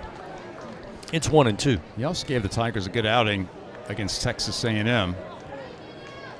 An inning and 2/3 in that game with 3 strikeouts. Needs a strikeout right here. Bases loaded, nobody out, a 2-0 LSU lead. Here's the 1-2 to Scobie, and he will launch a line drive to right field. Pearson on the run, gets to it, makes the grab. They'll tag up the runner, Carry On from third. He'll come in to score without a throw.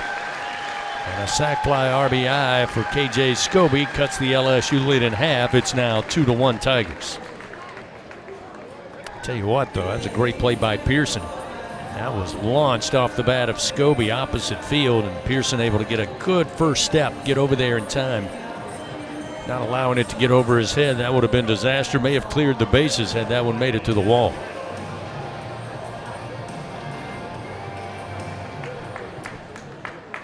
So with one away, runners now first and second. We'll see Gavin Braylon, the catcher, a right-hander. Newt's first delivery, fastball missed outside at 95, and it's 1-0. Another freshman in the lineup for Paul Maneri. Braylon, one of 3 freshmen along with Hollins and Scobie. Hampton, Georgia native awaits, and the first delivery, or rather second delivery, missed low and away, so now 2-0.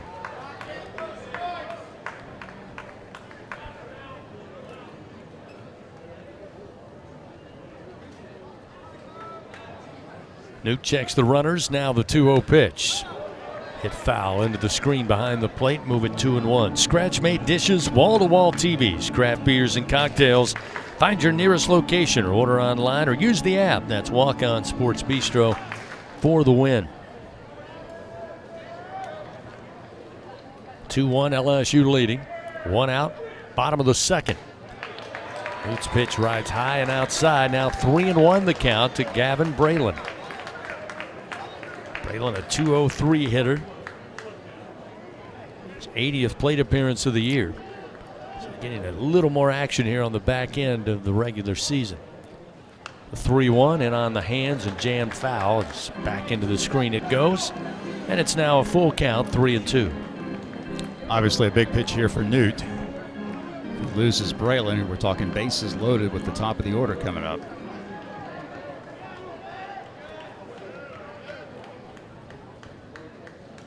From the stretch and the payoff pitch. And Braylon fouls it away out of play right side. South Carolina has been tough with 2 strikes. A lot of 2-strike foul balls so far against Ware and Newt.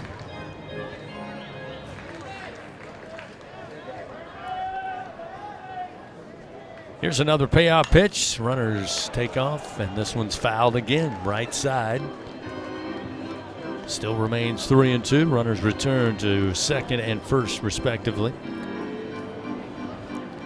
Tomorrow expected to be a little warmer here in the South Carolina capital. High temperature around 92 degrees on Friday. Actually pretty comfortable at the moment as we head towards sunset, 83 degrees. Payoff delivery again, and again sent foul off the bat of Braylon. And the 3-2 count holds. Newt's just pounding fastballs right now at 94 against Braylon, but the freshman has been able to fight them off so far. Hollins down at second base. Evan Stone for the Gamecocks at first. 1 out. 3-2 pitch, and again, facsimile. Foul ball, right side. Kids over at the swing set area are going to have a ton of souvenirs, thanks to Gavin Braylon.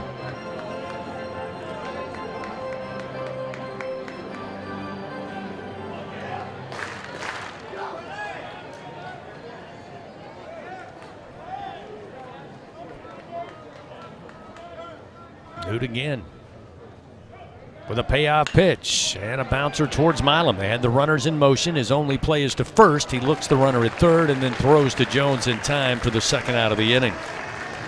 So Braylon does get the runners into scoring position now with 2 down. Runners second and third, and as Bill told you, back to the top of the order. And Blake Jackson. Jackson was hit by a pitch on the very first throw of the game.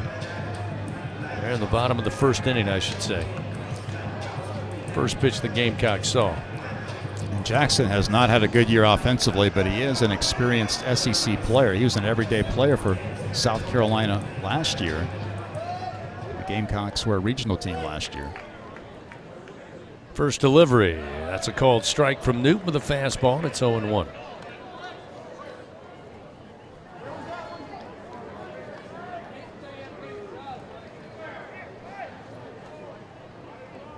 The 0-1 pitch. Bouncer up the middle. Milam diving, grabs it, spins, throws to first on the money for out number 3. Hey now, Stephen Milam. Little web gem out there at shortstop. Keeps the Gamecocks from tying this one up on a dart ground ball towards the second base bag. However, the Gamecocks get on the board. 1 run, no hits. They leave 2 men on. 2-1 LSU leads. Top of the third coming up on the LSU Sports Radio Network. Louisiana game night just got interesting. Play Monopoly Scratch-Off from the lottery. Win up to $15,000. Choose your words carefully. Play Scrabble Scratch-Off. Top prize $50,000. The game is afoot. It's a classic case of mystery and deception. Uncover the mysteries of the new Clue Scratch-Off. Top prize is a whopping $100,000. All 3 games are available with Fast Play. Must be at least 21 to purchase. Clue, Monopoly, and Scrabble are trademarks of Hasbro. In a region famous for its cuisine, Blue Plate Mayo has been a staple since 1927. From New Orleans to Lafayette, Houma to Baton Rouge, it's the mayo Louisiana reaches for when it's time to make something delicious. Whether it's dressing a po' boy or making that perfect dipping sauce for crawfish, it has to be Blue Plate. Blue Plate Mayo, the official mayo of LSU Athletics. That's the good stuff. This is Coke Zero Sugar. Could I be the best Coke ever? Try and taste with your ears. Hear those bubbles? Imagine them tingling on your tongue. Fizzy deliciousness. Listen to that cascading liquid. A mouth-watering waterfall. Irresistibly tasty. Zero sugar. Crisp, refreshing, and ice cold. Is Coke Zero Sugar the best Coke ever? Try and decide. We head to the top of the third inning of LSU Fighting Tiger Baseball. Presented by Bengal Pest Products. Guaranteed overnight extermination with Bengal. Derek Curiel will lead it off for your Tigers. They lead 2-1 over South Carolina. Tigers struck for 2 runs in the top of the first with a single by Jones. Daniel Dickinson with a home run deep to left center field. Carolina, though, would get the bases loaded on 3 straight walks by LSU starter Connor Ware. Eventually, sac fly RBI gets them on the board, make it a 2-1 game. So Ashton Crowther continues, the starter for the Gamecocks, the left-hander. He'll face Curiel for a second time. Curiel down on strikes, caught looking to start the game earlier this evening. Fans, Blue Cross and Blue Shield of Louisiana, proud to be the official health insurance of LSU Athletics. Louisiana Blue, Louisiana True. Longest outing of the year for Crowther is that start he made against Florida 2 weeks ago. 4 innings. He's thrown 41 pitches so far tonight. First pitch to Curiel, down the middle for a strike. Fastball anywhere from 87 to 91 miles per hour.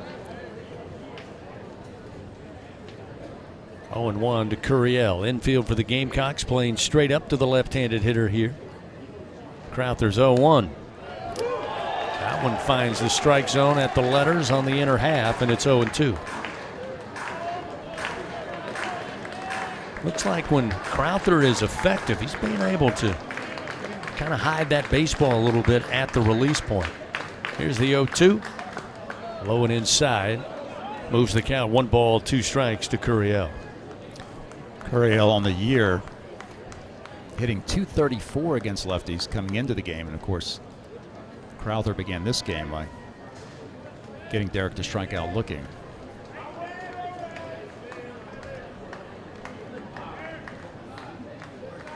A 1-2 pitch. Swing and a miss. Curiel down on strikes for a second time, this time swinging. Crowther with his 3rd punch out. That'll bring Jared Jones to the plate. And Jared scalded a baseball up the middle. Again, they even had Jordan Carrion, the second baseman, in the right place. Behind the second base bag, shifted over, but that ball rocketed right by him.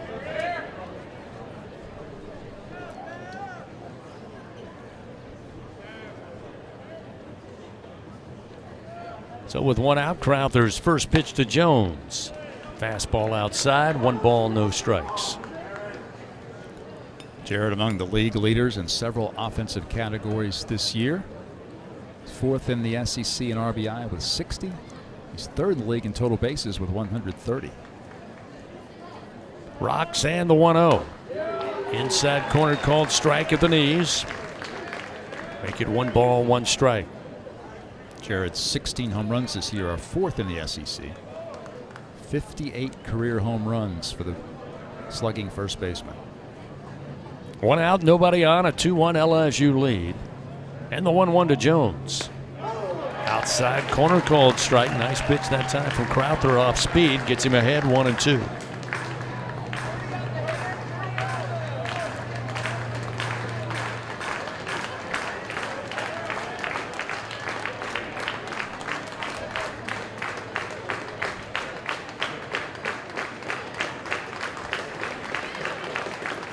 The 1-2 pitch.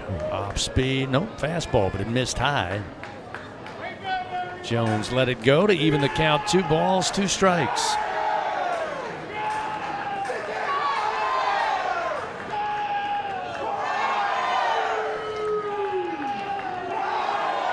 One out, nobody on. Now the 2-2. Fouled off the bat of Jones, right side, out of play. Keeps the count 2 balls, 2 strikes.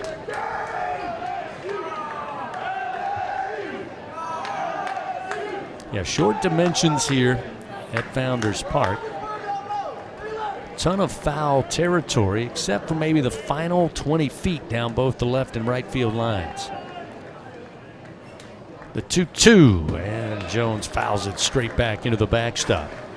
Count holds 2 balls, 2 strikes. While we have a moment, let's pause 10 seconds. Station identification. This is Fighting Tiger Baseball on the LSU Sports Radio Network.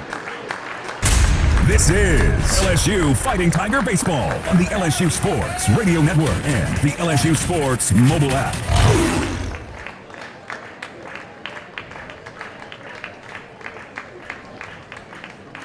Back here at Founders Park, and a 2-2 pitch to Jared Jones with 1 out. Top of the 3rd, misses low and inside, and that'll fill the count. Adam Gattuso back in the Capital One studio. Bill Franquez, Chris Blair with you here in Columbia. 2-1 LSU lead. Top of the 3rd. So Crowther set to deliver a payoff pitch on its way to Jones. And a foul off the bat of Jared. Keeps it 3-2. lot of good memories for LSU baseball here at Founders Park over the years. It opened in 2009, the same season that Alec Box Stadium Skip Bertman Field opened. Remember LSU coming here in 2009, winning a series against South Carolina. LSU also came here in 2012 and 2015 and won series. And both of those series wins clinched SEC regular season titles for the Tigers. Payoff delivery and a swing and a miss. Little elevated outer portion of the plate. Jones went after it, comes up empty, and there's 2 gone. So Crowther with a big punch out there, his 4th of the night. And 2 gone. Now offense giving Crowther, I believe, a little momentum here, Bill, coming into the top of the 3rd. We'll see what Daniel Dickinson has to offer. He took Crowther deep to left center his first time up. Crowther has just tied his season high for strikeouts with 4. First delivery showing bunt, but the pitch hit the mascot well over the head of Braylon. All the way to the backstop it goes, and it's 1-0. Crowther had 4 strikeouts in 2 2/3 innings against Kentucky back on April 26th in a relief role. And then in that starting role May 4th against Florida, 4 strikeouts in 4 innings.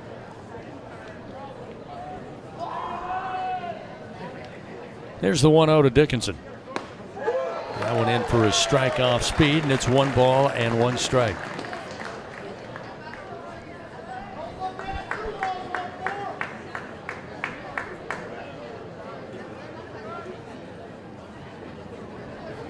One ball, 1 strike, 2 down, nobody on. And the wind and the pitch. Dickinson trying to catch a bunt. They'll say, nope, he did not go around. Daniel got a break there. It's almost like a drag bunt. I'm not sure he ever brought the bat back, but it's now 2-1 on a pitch low.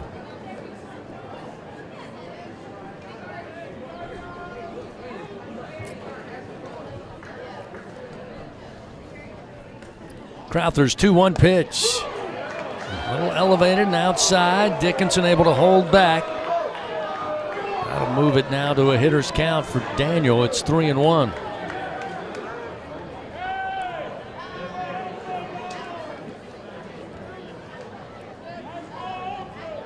Dickinson trying to start a 2-out rally here in the top of the 3rd. Crowther, the 3-1 pitch.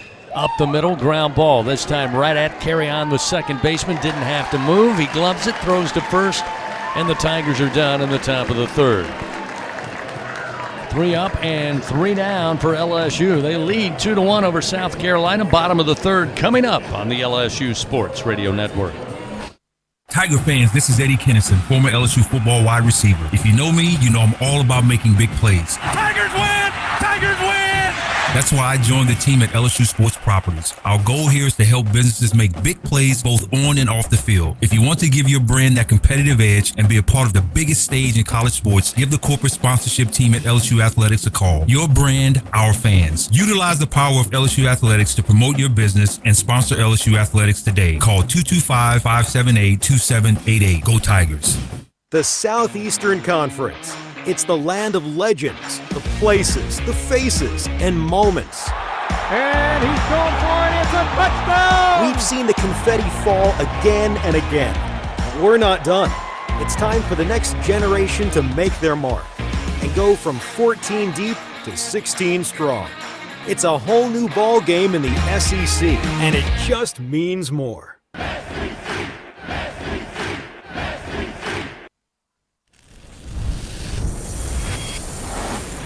Half of the world's population depends on rice for 80% of their daily food needs. By 2050, population growth could increase rice demand by 30%. But as climate changes, rice output is decreasing.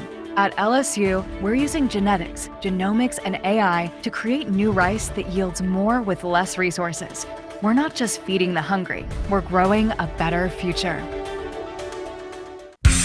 The bottom of the 3rd inning of LSU Fighting Tiger Baseball is presented by Bengal Pest Products. Guaranteed overnight extermination with Bengal.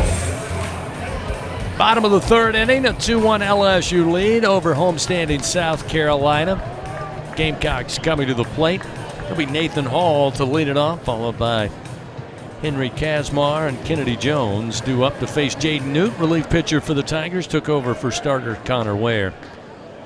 First delivery to Hall, missed inside. Hall was reach base in the first by way of fielder's choice.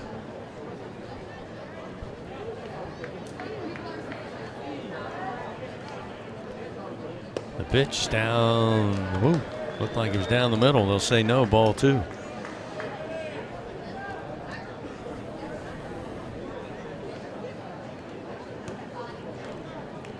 Jaden Newt's 2-0 pitch. That one does find the zone, make it 2-1.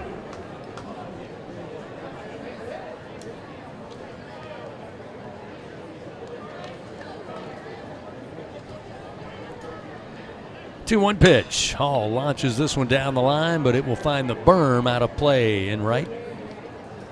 2 balls and 2 strikes. Hall, as we mentioned, has been fairly consistent this year for Coach Paul Mainieri, batting .328, 7 home runs, 13 doubles, 39 runs batted in.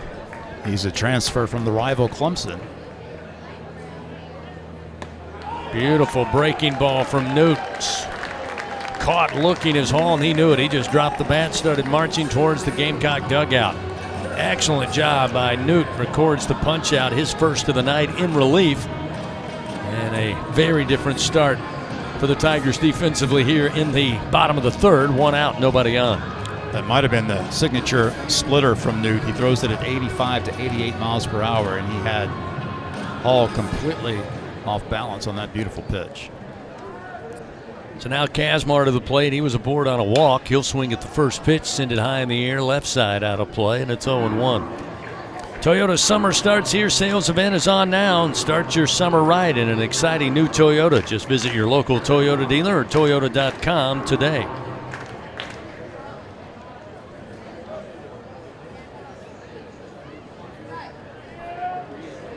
The 0-1 pitch off the end of the bat, out of play with a foul ball again. Gets Newt ahead, 0-2. Newt's a 4-pitch pitcher, fastball at 92 to 96, that splitter at 85 to 88. He also throws a slider and a curveball.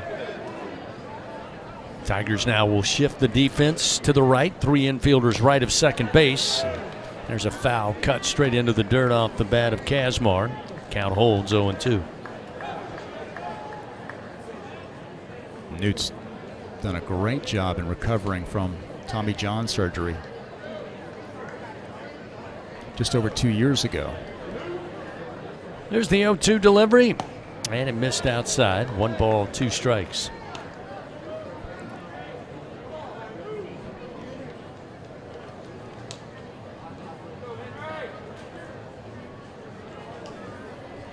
One out, nobody on for the Gamecocks, down 2-1 to LSU. Here's the 1-2 pitch to the plate, and a foul tip held on to by Hernandez, and down on strikes goes Kazmar.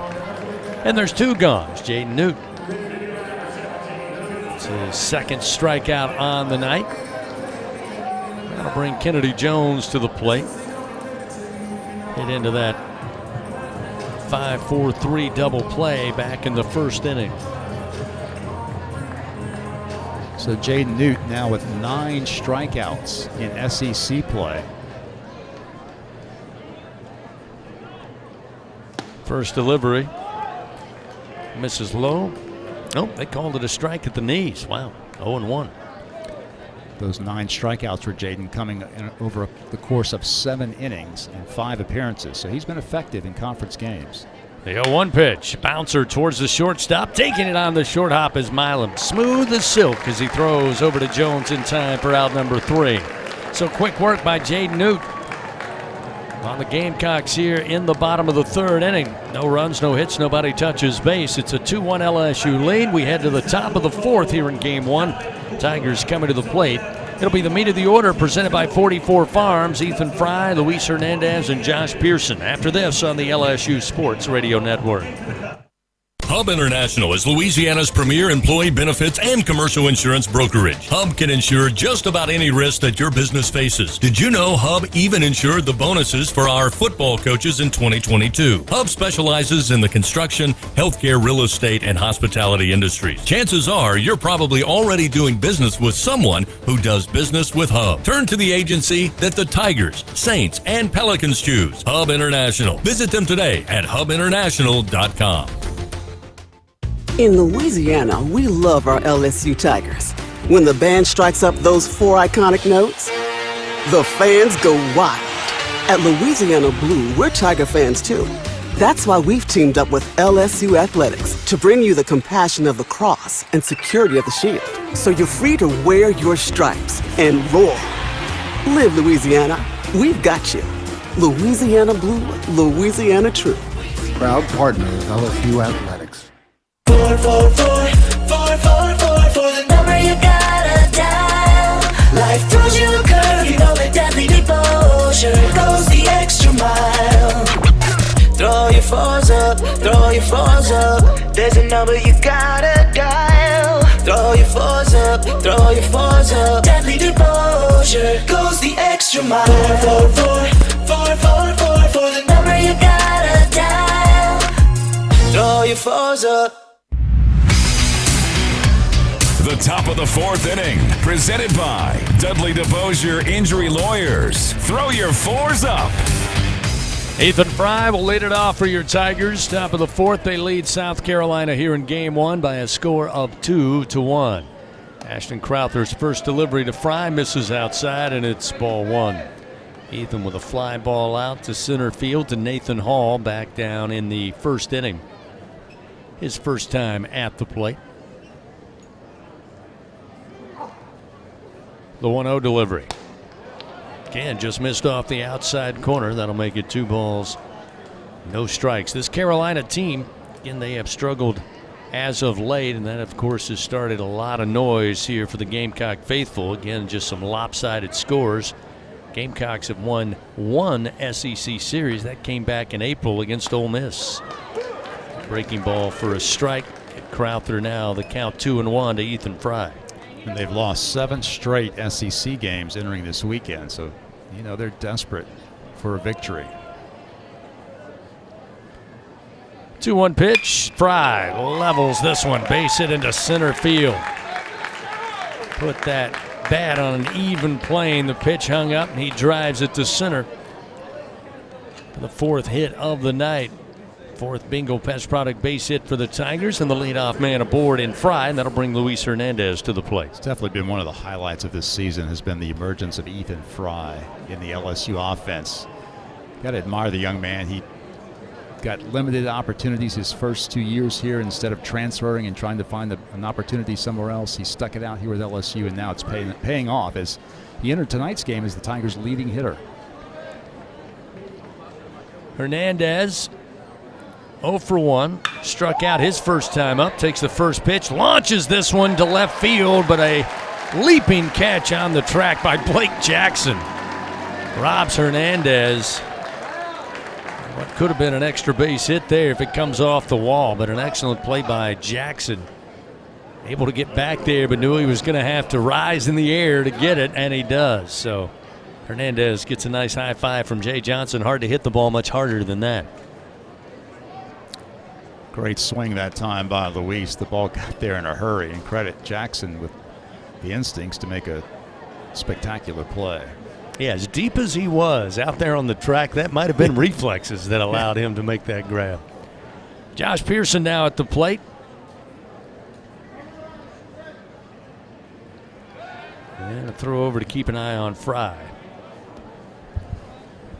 Josh with a little soft liner left of the mound, handled by Crowther, his first time up in the 2nd inning. And again, a ballpark with not a lot of wind. In fact, no wind. Flag's not moving at all out there right of the batter's eye in short dimensions. Pearson, though, looking to show bunt. The pitch is inside and may have caught him on the helmet, up around the visor. Luckily, it sounded like a lot of visor got hit by that pitch, and Josh hops up and appears to be all right, but boy, oh boy, did that look dangerous. Coming right in at the eyes and the nose. But may have gotten all of the helmet. And Coach Maneri now in the dugout is sending some relievers out to the Carolina bullpen as Crowther finds himself in a jam here. 1st and 2nd and 1 out. Again, his longest outing of the year is just 4 innings. He's now working into the 4th inning here. Yeah, well above his pitch count of 65 thrown so far. Again, now runners 1st and 2nd and 1 out. Pearson down at first, Fry now at second, and that's going to bring Terry Rooney, the pitching coach, out for Carolina as they still try to get all the personnel down to the right center field bullpen. So timeout taken here. Tiger fans, remember SeatGeek makes it easy to find tickets so you can be a part of all the celebrations all season long with LSU. So whether you're buying or selling tickets, SeatGeek the place to do it. SeatGeek, the official ticket marketplace of LSU athletics. Expect the expected in SeatGeek. Tigers up 2-1, one out, top of the fourth. Ethan Fry led off with a single to center. Hernandez lined out to left. Pearson hit by a pitch on the first offering. He's down at first. And now Stephen Milam at the plate. Milam bored on a walk back in the second inning from Crowther. So Coach Rooney done talking with Crowther. They've got a right-hander up and tossing immediately down in the Carolina bullpen. That appears to be Brandon Stone, the right-hander, 6'6", 240-pound sophomore transfer out of Johnson County Community College. He's working in the pen right now. Hopefully the Tigers can make some noise here against Crowther.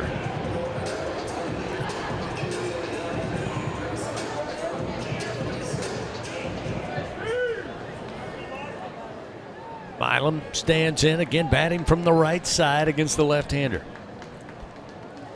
From the stretch, Crowther fires and Milam swings. Ground ball right to the shortstop, Kazmar. He'll throw to Carry On, and the relay again to Hollins at first in time for the second double play turn by the Gamecocks. So, minor threat. Crowther works out of it behind his Gamecock defense. It's still 2-1 as we head to the bottom of the fourth here in Columbia. Carolina coming to the plate next on the LSU Sports Radio Network. Tiger fans, this is Eddie Kennison, former LSU football wide receiver. If you know me, you know I'm all about making big plays. Tigers win! Tigers win! That's why I joined the team at LSU Sports Properties. Our goal here is to help businesses make big plays both on and off the field. If you want to give your brand that competitive edge and be a part of the biggest stage in college sports, give the corporate sponsorship team at LSU Athletics a call. Your brand, our fans. Utilize the power of LSU Athletics to promote your business and sponsor LSU Athletics today. Call 225-578-2788. Go Tigers. The Southeastern Conference. It's the land of legends, the places, the faces, and moments. And he's going for it. It's a touchdown! We've seen the confetti fall again and again. But we're not done. It's time for the next generation to make their mark and go from 14 deep to 16 strong. It's a whole new ball game in the SEC, and it just means more.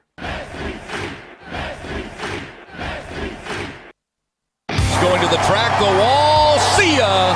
Tiger fans, have you ever wanted to watch LSU baseball on TV but hear the action from the LSU Sports Radio Network? Just sync the game with the LSU Sports mobile app. It's easy to do. Just pause the TV. Use the LSU Sports mobile app to stream the audio on your smartphone or tablet. Connect to a smart speaker, then wait for the audio to catch up to the point your TV is paused. Push play, and you are all set. Sync the game with the LSU Sports mobile app for iOS and Google devices. Download it today. Tigers win! Tigers win! The bottom of the fourth inning, presented by Dudley DeBosier Injury Lawyers. Throw your fours up. South Carolina coming to the plate here, bottom of the fourth inning. LSU leading 2-1. Tigers struck for 2 runs in the top of the first. South Carolina able to plate a run after 3 walks, loaded the bases, sac fly RBI, scored a run for Carolina. Make it 2-1 in the bottom of the second. Carry On, the second baseman, will lead it off. Jaden Newt delivers. A little tapper down the third base line. Braswell playing in, easily fields it, throws to first. 1 pitch, 1 out. Start the bottom of the fourth inning. Fans, when the Tigers win, you win. Just enter promo code LSU50. The day after an LSU baseball win, you'll receive 50% off your online pizza order at papajohns.com. Better ingredients, better pizza. Papa John's. Hard to get better than that, Bill. Good start by Jaden Newt. Yep, Jaden's really settled in here. Hopefully he can keep it going. In a very tight ball game. LSU has out-hit South Carolina 4-0, but Tigers only lead 2-1. Bo Hollins aboard on a walk, his first time up. The left-hander stands in. Jaden Newt, the right-hander, fires. And the first delivery, they'll say maybe miss low, and it's 1-0. Get you up to date on the other SEC scores. All the other games are now underway. Week 10 of SEC play to wrap up the regular season. The 1-0 from Newt. Misses just off the inside corner, and it's now 2-0. Texas A&M led Georgia early 3-0, but Georgia now is taking control of the game. Bulldogs lead the Aggies 9-5 in the top of the 6th inning. 2-0 pitch. Ground ball, a little soft roller. Milam was in the shift right at second base, and he'll charge in and get it. Make the play to retire Hollins, and quickly 2 gone. In Gainesville, they're in the bottom of the 5th inning. Alabama leads Florida 5-2. Bottom of the 3rd in Nashville, Kentucky leads Vanderbilt 5-2. Mississippi State leads Missouri 7-0. Top of the 4th inning in Columbia. Top of the 3rd, no score between Auburn and Ole Miss and Oxford. Bottom of the 2nd in Norman, Oklahoma leads Texas 1-0. First delivery on its way to Evan Stone is a called strike at the knees, and it's 0-1. Just underway in Fayetteville, no score between Tennessee and Arkansas. Tony Vitello returning to Fayetteville, where he once was an assistant coach. I'm sure he'll be well behaved on the return home. They're called strike 2. Nice breaking ball from Newt, and it's 0-2. 2 outs and nobody on here. Jaden Newt trying to make it a very quick inning, but he's got to handle Evan Stone first. He's ahead in the count. Here's the 0-2 pitch, and he sends it up high and outside. 1 ball and 2 strikes. You know, it's amazing when you look at all of the projections. Again, with 6 SEC teams as the top 8 seeds. A lot of people around the country say we just are not sure they're going to be able to do that. Here's the 1-2. Foul tip going to be held on to by Hernandez. Jaden Newt with a very quick inning of work against the Gamecocks. 3 up, 3 down doesn't do it justice, but that is the deal. Carolina, no runs, no hits, nobody on base. They trail 2-1. We'll continue our conversation about the regionals after this. Tigers coming to the plate in the top of the 5th. Braswell, Stanfield, top of the order, Curiel. Tigers lead 2-1 on the LSU Sports Radio Network. If you live in Louisiana, you know what the many plants up and down the river mean for our state's economy. And for over 40 years, Action Industries has been committed to providing quality construction, maintenance, operational, and consulting services through the refinery and petrochemical industries. When it comes to safety and quality, Action Industries beats the industry standard. Call today or visit actionindinc.com. That's actionindinc.com.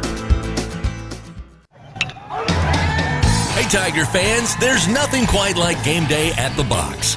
To add to the excitement at the ballpark, enjoy our all-beef 44 Farms Tiger Dogs. The finest dogs in the land because they are made of all-natural Angus beef. To learn more, please visit them at 44steaks.com. That's 44steaks.com. 44 Farms, proud partner of LSU Athletics. Hello, this is Jan at Toyota. Hi, Jan. Is now a good time to get a new Toyota? It is. We like to say your summer starts here at your Toyota dealer. Now through June 2nd, we have a great selection of Camrys, Corollas, Tundras, and more. Right, your summer starts here. I'm a pet sitter, and business is way up as people enjoy their new Toyotas. Stop, Sebastian! Goldie is not dinner! Right, your summer starts here. Dealer inventory may vary. See your participating Toyota dealer for details. Toyota, let's go places.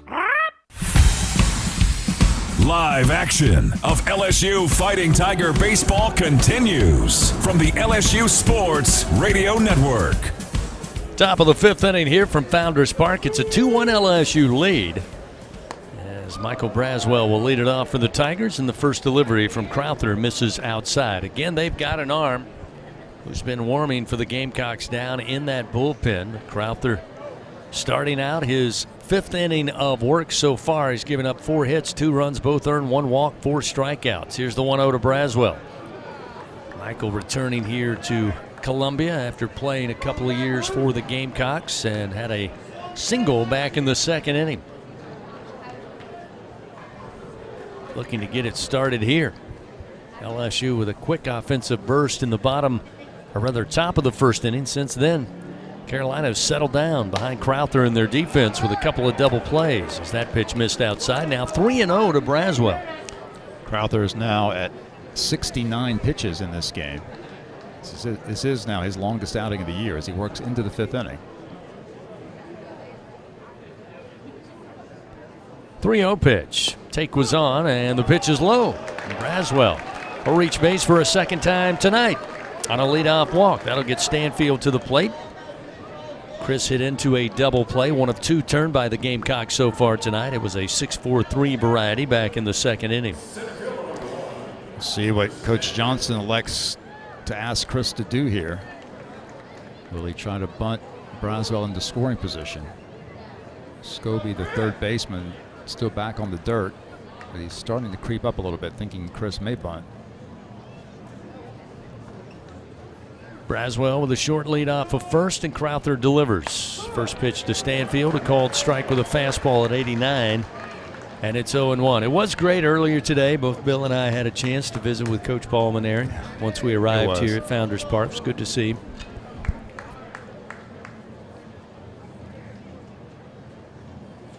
The 0-1. Missing outside, 1 ball, 1 strike.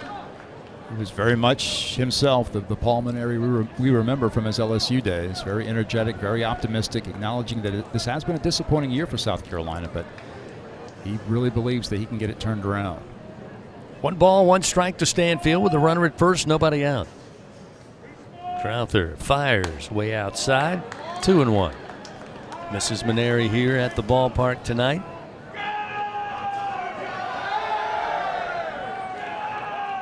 A number of staff here in the purple and gold getting a chance to see Coach Maneri prior to first pitch.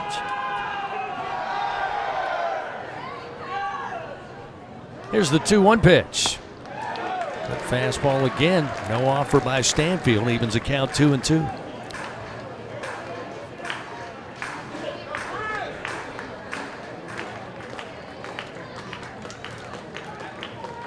Checks the runner at first. Now the 2-2 delivery, and Stanfield goes opposite field to right. It'll take a bounce in front of the right fielder Stone. Braswell around second. The throw to third. Overran the bag, and the tag applied over there by Scobie.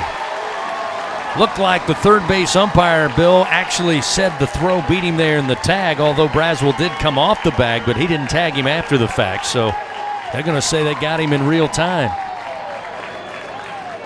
Braswell trying to be aggressive there again at first base with Stanfield going to right field.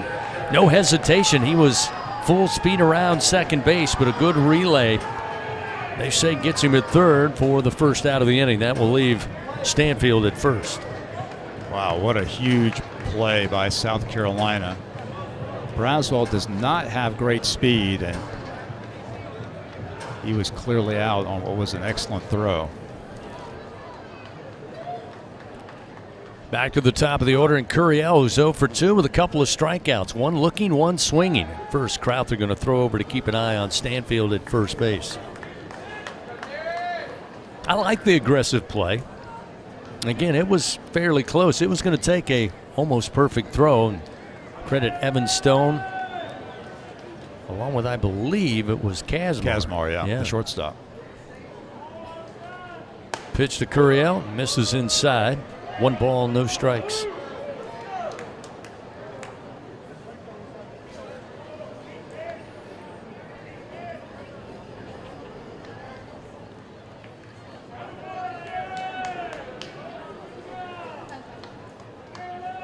The 1-0 pitch. Misses the outside corner. 2-0.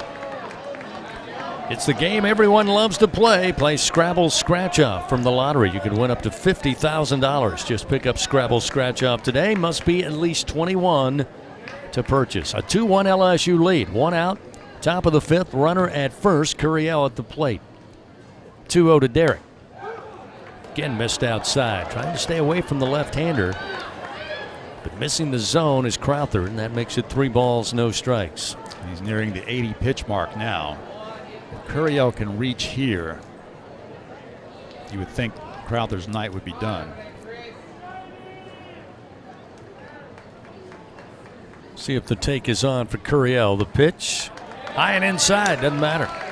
Ball 4. So the walk by Crowther, that'll be his 3rd offered up. Runners first and second. That will bring a right-hander in Jared Jones, but it also will bring Paul Maneri out of the Carolina dugout. He's made the call to the bullpen, so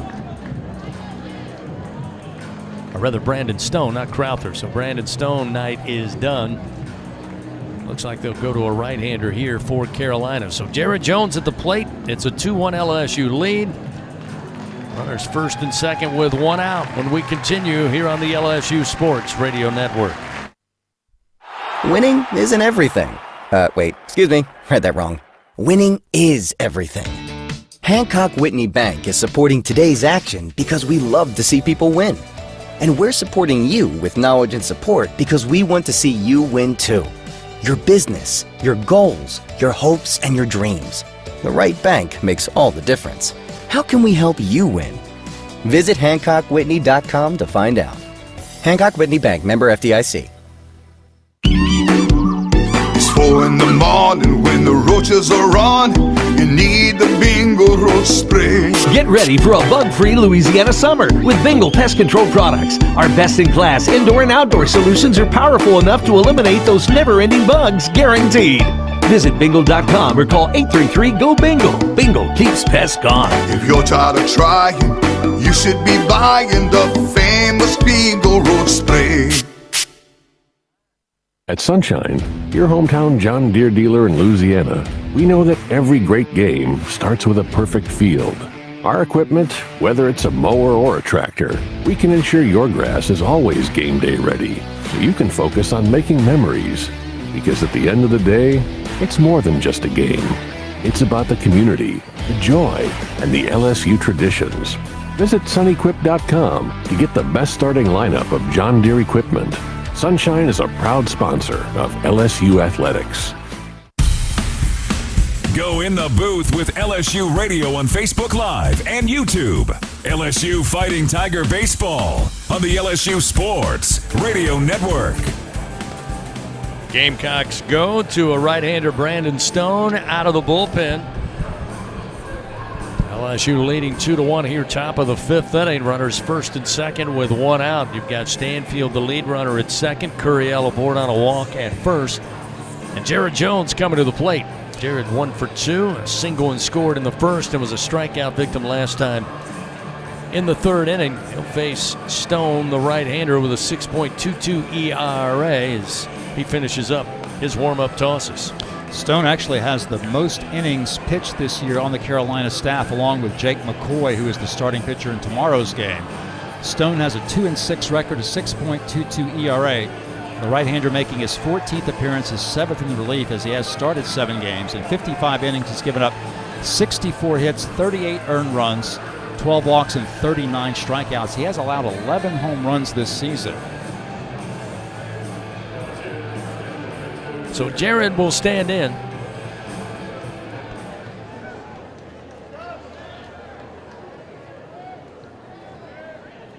Stone's first delivery, strike.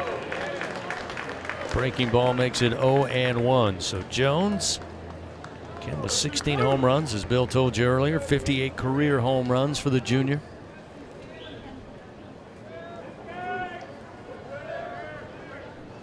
The 0-1 pitch. Down in the dirt, blocked up by Braylon. Evens the count, 1 ball, 1 strike. Those 58 home runs places Jared in a tie for 4th place with Dylan Cruz on the all-time LSU home runs list.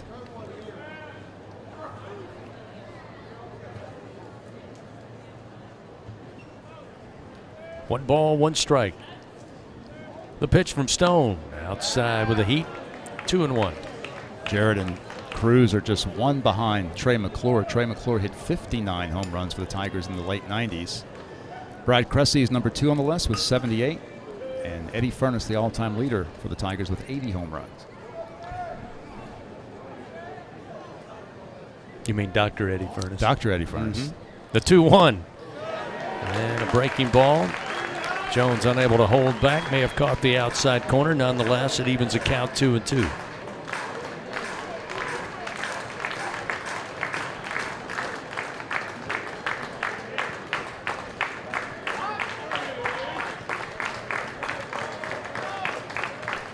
Two pitch to Jones. This time same pitch, but Jared stays away and it misses off the plate.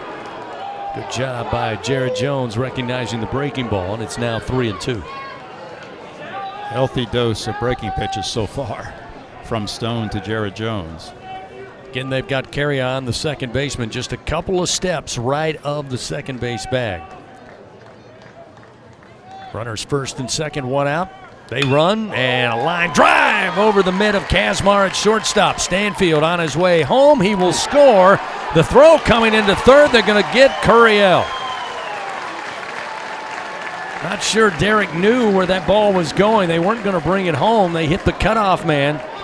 Once again, Kazmar, he gets it to Scobie, and just as Curiel was going by towards third base, Scobie applied the tag for the second out of the inning.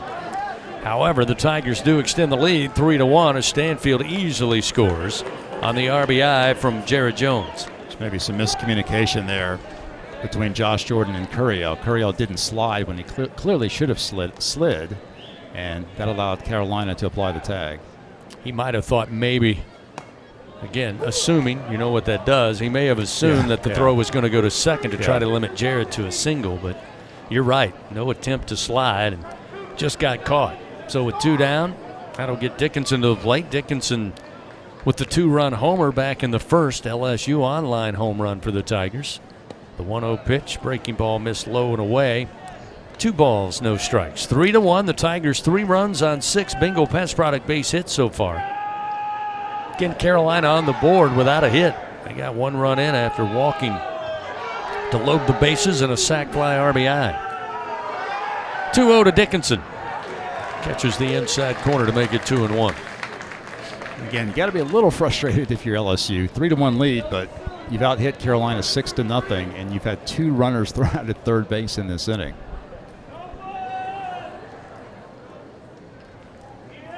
Runner at first, 2 down, the 2-1 pitch. Dickinson swings, sends it out of play. Back behind us, and it's 2 balls, 2 strikes. Fans Dudley DeBosier stands up for the purple and gold. They fight for Tiger fans all across the great state of Louisiana. Dudley DeBosier, proud to be an official partner of LSU Athletics. Top of the 5th, the 3-1 LSU lead. Dickinson, the Tiger second baseman at the plate. 2 outs, runner at first, and a 2-2 count. Brandon Stone, the right-hander, delivers. Way upstairs and outside, feels the count 3-2.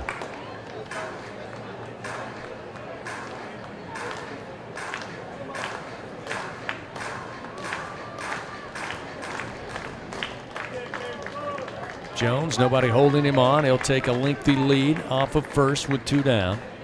He's off and running. The 3-2 pitch is a ground ball. Handled glove side by Scobie at third, and he'll throw across the diamond in time to Hollins for out number 3. The Tigers do play to run. They lead now 3-1 as we head to the bottom of the 5th here in Game 1 between the Tigers and the Gamecocks. South Carolina coming to the plate when we continue on the LSU Sports Radio Network. Albertsons is making shopping and saving easier than ever. Check out Albertsons for You on our mobile app or at albertsons.com, where you can shop online and save over $300 weekly with digital coupons. Earn reward points every time you shop in-store or online and redeem your points for free groceries. Download the Albertsons app or go to albertsons.com to start saving. Albertsons, fresh foods, local flavors. How powerful is Cox Fiber? Powerful enough to stream all my live sports actually live? Yep. Powerful enough to share my screen more smoothly? You got it. Powerful enough to keep my games online and my squad on top? Oh yeah. That's pretty powerful. Introducing Cox Fiber, from the company with the fastest download speeds 9 years in a row. It's internet built for tomorrow, today. Cox, always building better. Limited availability in select areas. Speeds vary and are not guaranteed. Cox terms and other restrictions may apply. Analysis by Ookla Speed Test Intelligence in Las Vegas, Omaha, Phoenix. Fixed median download speed Q2 2016 to Q1 2024. On game day, Tiger fans are hungry for a win. So when LSU hits the field, Manda hits the grill with a legendary flavor that's in a league of its own. Manda's top quality meats and original seasonings are the fielder's choice for game day and every day. So from one legend to another, make sure Manda is on deck to throw a perfect game day party. Manda, the official smoked sausage of LSU Athletics. Go in the booth with LSU Radio on Facebook Live and YouTube. LSU Fighting Tiger Baseball on the LSU Sports Radio Network. If you happen to be watching tonight's game with the sound down, just watching the action, you might think LSU's leading big. But they're not. It's 3-1, even though they've out-hit the Gamecocks 6-0 thus far. But as Bill told you a few moments ago, a couple of runners for the Tigers punched out at third base with less than 2 outs. Not going to please the Tigers skipper.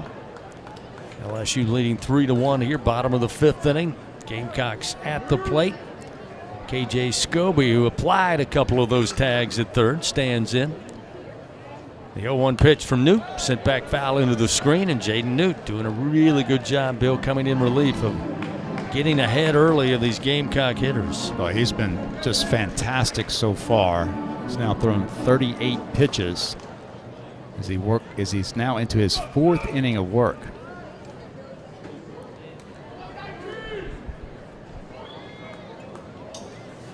Newt ready to go. Here's the 0-2 to the plate. And this pitch missing outside and low. 1 ball, 2 strikes. Fans, find out how you can build a better workday every day with Cintas. Just visit Cintas.com. Get ready for the workday. Tigers 3 runs on 6 hits. They've left 3 men on base. Had 2 tagged out at third. Carolina 1 run, no hits. 3 men left on. Oh. Beautiful breaking ball. The bender over the plate. And Scobie knew it.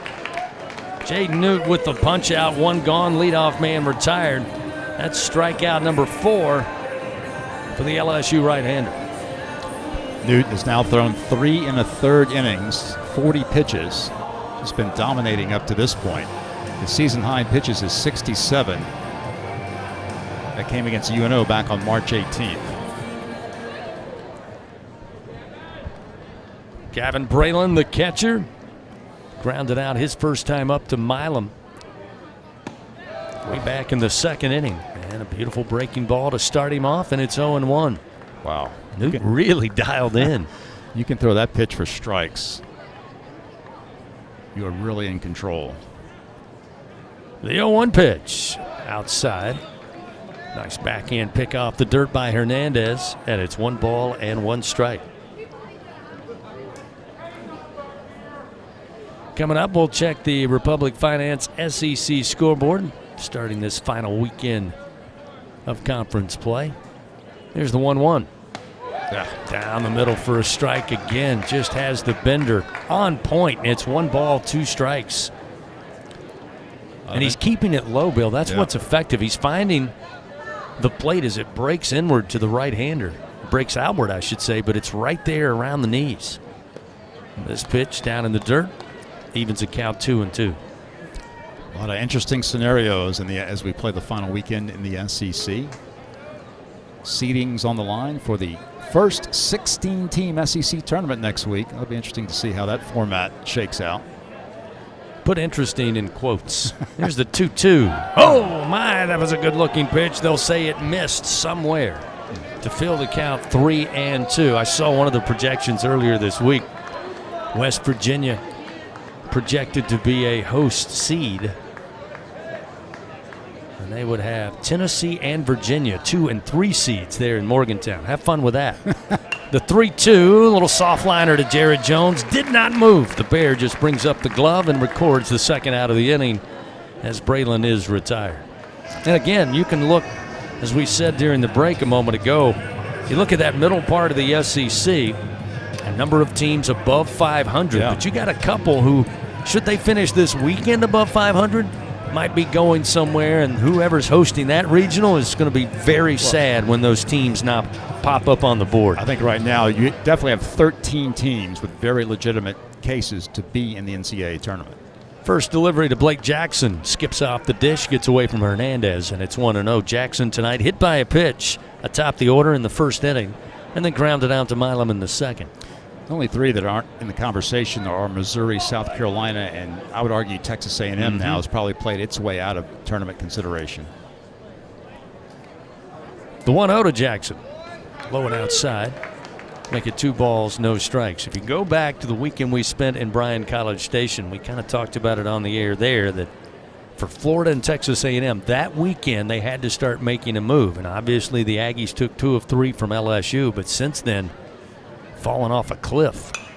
2-0 is fouled back over the third base dugout. Make it 2-1 now to Jackson. While Florida still, again, they've gone on a tear. Coach O'Sullivan, as if anybody thought he had forgot how to coach baseball. And if anybody thought Florida doesn't have some pretty good players, they were sorely mistaken. That's a team you don't want to play.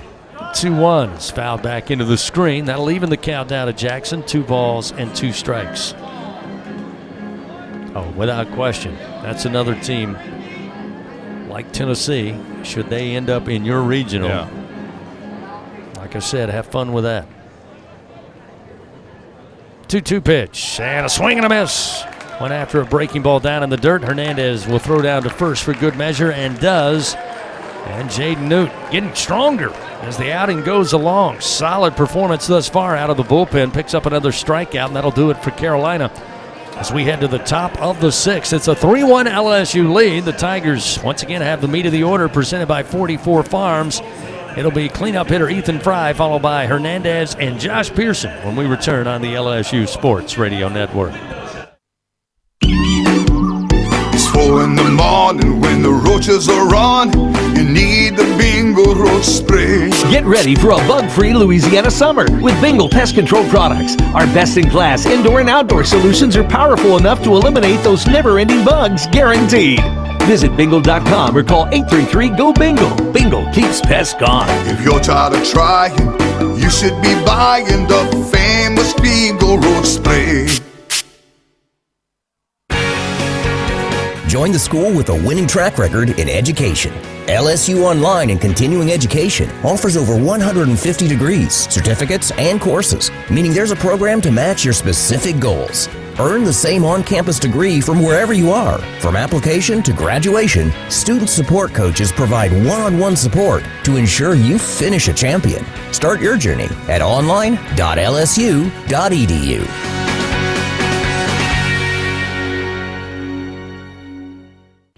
Tiger fans, no game day is complete without Noel Spirits from Noel Family Distillery. Founded by a father-daughter duo, Noel Family Distillery is the only Louisiana distillery offering authentic tequila. Their additive-free tequila captures the spirit of Louisiana, creating a spirits experience worthy of the Tigers and their loyal fans across the country. Noel Tequila is proud to be the official tequila of LSU Athletics. Enjoy Noel Tequila at the box or grab a bottle of your own at many fine retailers.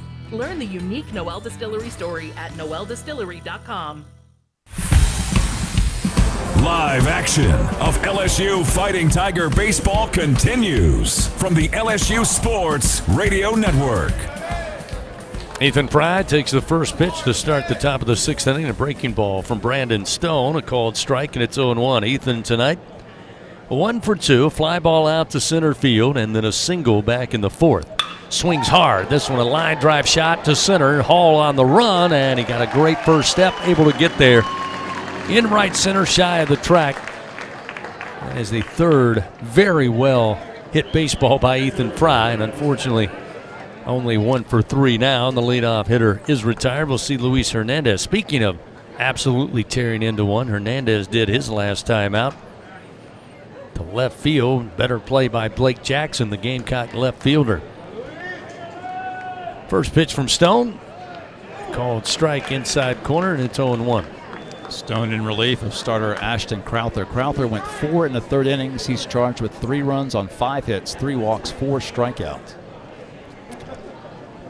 The 0-1, breaking ball missed away. 1 ball and 1 strike.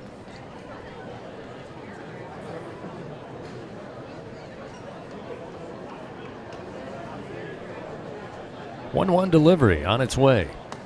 Again, inside corner, second time Hernandez kind of felt like it was in on the hands, but ruled strike 2. Now down in the count, 1 ball, 2 strikes.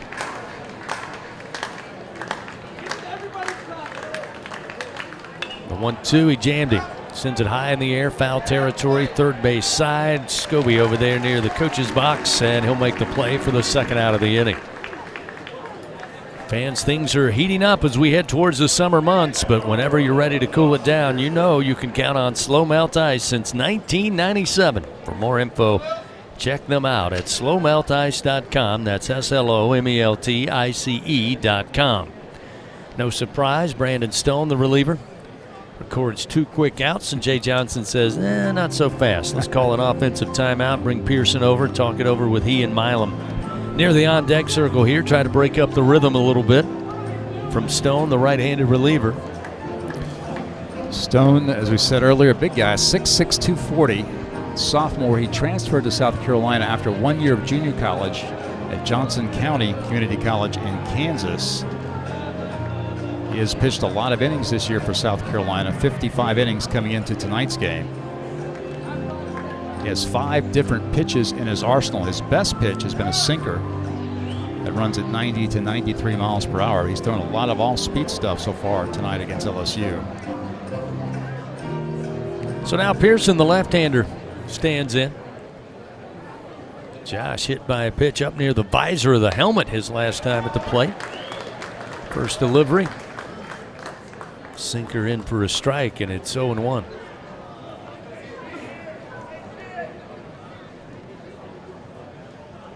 Righty on lefty matchup, the 0-1, swing and a miss.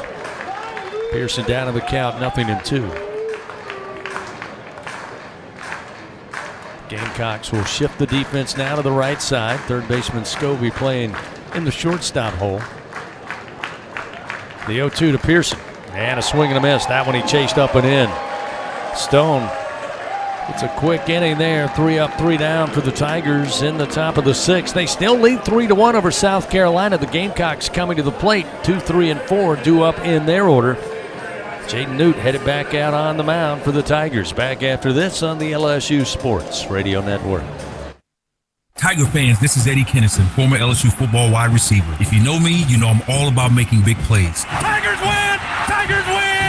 That's why I joined the team at LSU Sports Properties. Our goal here is to help businesses make big plays both on and off the field. If you want to give your brand that competitive edge and be a part of the biggest stage in college sports, give the corporate sponsorship team at LSU Athletics a call. Your brand, our fans. Utilize the power of LSU Athletics to promote your business and sponsor LSU Athletics today. Call 225-578-2788. Go Tigers. The Southeastern Conference. It's the land of legends, the places, the faces, and moments. And he's going for it. It's a touchdown! We've seen the confetti fall again and again. We're not done. It's time for the next generation to make their mark and go from 14 deep to 16 strong. It's a whole new ball game in the SEC, and it just means more.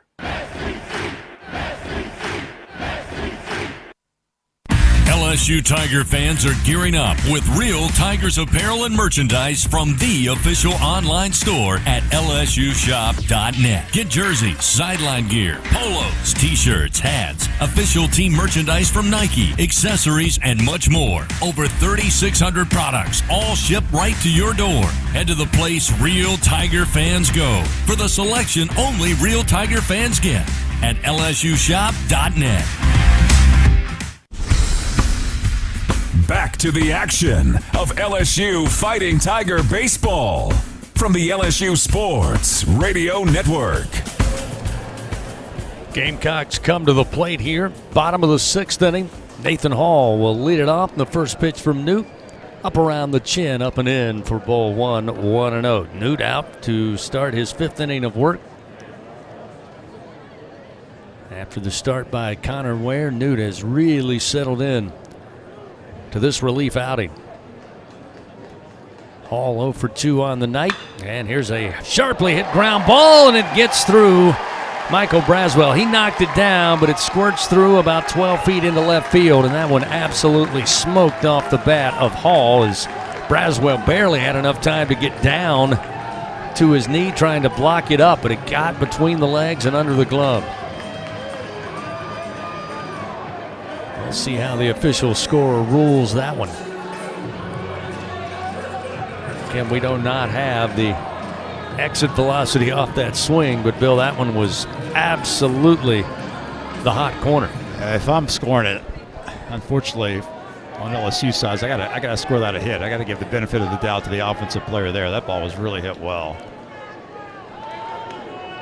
Throw over to keep an eye on Hall again, leading base stealer for the Gamecocks on the year.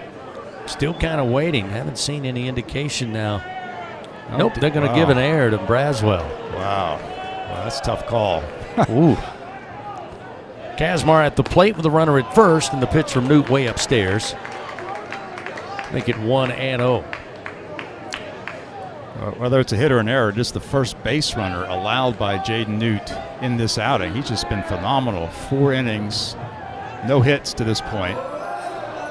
No walks, 5 strikeouts, and Hall representing the first base runner he's had since he entered the game, with the bases loaded and nobody out back in the second inning. And timeout now is Nate Yeski's on the mound to speak to Jaden.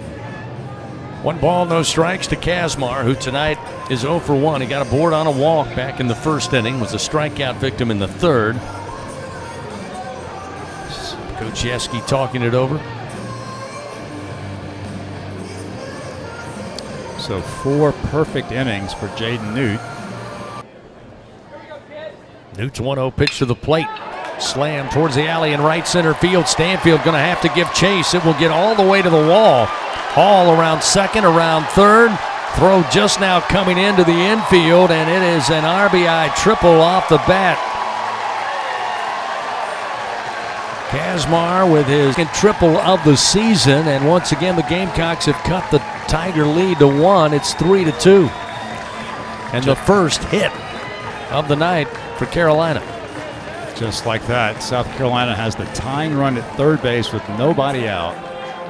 Again, a game that LSU appeared to be in complete control of, but South Carolina's right back into it. So now Kennedy Jones, the DH, coming to the plate. He's 0 for 2, but as Bill said, nobody out and a runner at third. Jay Johnson now on his way out. They're going to make a call to the bullpen here. So Newt cruising along after taking over for Connor Ware. But after a hard-hit ground ball, got Hall aboard on a fielding error. Kazmar would triple to right center and make it a 1-run game. Pitching change powered by Sunshine, your hometown John Deere dealer in Louisiana. We'll tell you about the new Tiger Hurler when we come back. It's a 3-2 LSU lead. Nobody out, runner at third for the Gamecocks. Here in the bottom of the 6th on the LSU Sports Radio Network.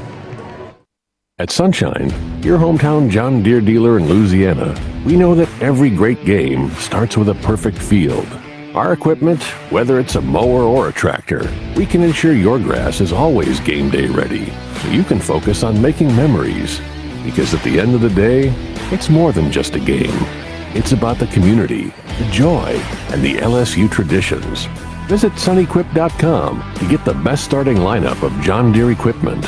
Sunshine is a proud sponsor of LSU Athletics. In a region famous for its cuisine, Blue Plate Mayo has been a staple since 1927. From New Orleans to Lafayette, Houma to Baton Rouge, it's the mayo Louisiana reaches for when it's time to make something delicious.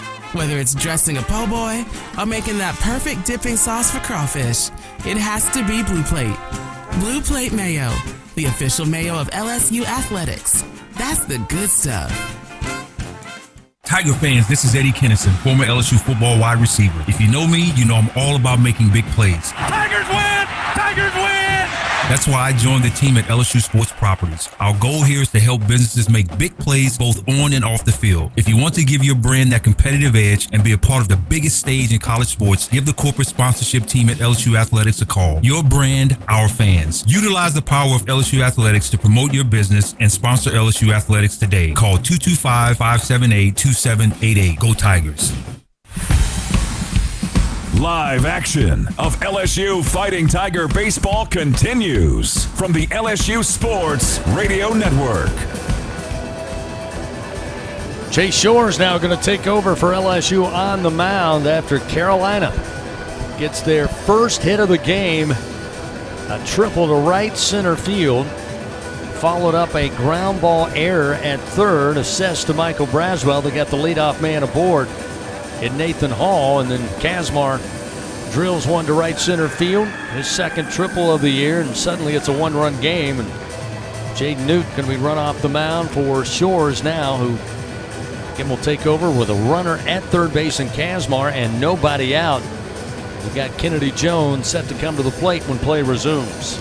Jay Newt was great through 4 innings, through 4 perfect innings, retired all 12 batters that he faced until here in the bottom of the 6th when the error charged to Braswell and then the triple by Kazmar. And South Carolina now with a tying run at third base. Nobody out. Chase Shores on the mound, the big 6'8" redshirt sophomore from Midland, Texas. 4-1 with a 5.31 ERA, making his 16th appearance for the Tigers in 49 innings. He has 52 strikeouts. Hoping to try to slow down South Carolina here in the 6th. Jones 0 for 2 on the night. He'll stand in. The right-hander awaits. Shores delivers, and it's a fastball at 96. Gets by the bat, and it's 0-1. Chase Shores coming off really a couple of solid outings out of the bullpen after moving to that role early part of the year. Game 3 starter on the weekends, but kind of coming into his own. Here's the 0-1. Missed outside with a breaking ball. The slider off the plate, and it's 1-1. Shores has been effective in recent SEC relief outings. The 1-1 from Shores. Hit high in the air to center field. Stanfield going back. This should be deep enough to tag the runner in Kazmar. Catch is made. He's on his way home. Throw will be cut off, and we are tied 3-all. Kennedy Jones with a sac fly RBI, his 17th ribby of the year. And that'll bring this sparse crowd to life here at Founders Park. In between changing pitchers, they go to the sandstorm music here. Wave the towels. Not quite as intimidating as it was last fall at Williams-Brice down the road when LSU was here for football, but those who are here for Carolina are the last of the hard, if you will. And they've got something to cheer about now as Chase Shores with 1 out. Now nobody on. He'll face Carrion, the second baseman. Pitch to the right-hander is upstairs with a fastball at 97, and it's 1-0. Shores last Sunday against Arkansas threw 60 pitches. In fact, he made 2 appearances last weekend in that Arkansas series. 3 1/3 innings on Sunday, gave up just 1 run on 2 hits with 4 strikeouts. Shores 1-0 pitch. Down the middle with a fastball at 97. Evens the count 1-1. Threw a total of 77 pitches in last weekend's series as he also appeared back on Friday night in Game 1 against the Razorbacks through 17 pitches. Here's the 1-1 pitch, and it's hammered foul out of play right side. Gets Shores ahead, 1 ball and 2 strikes. I want to thank the folks at TJ Ribs for hosting once again the Jay Johnson Show. We finished up the season finale this past Monday night. And TJ Ribs, 2324 South Acadian Thruway. We'll be back there in late August for the Brian Kelly Show. Shores, the 1-2 pitch at the letters. Cold, strike 3. Fastball at 97. Heavy dose of the heat from Shores, and that retires Carrion for the second out of the inning.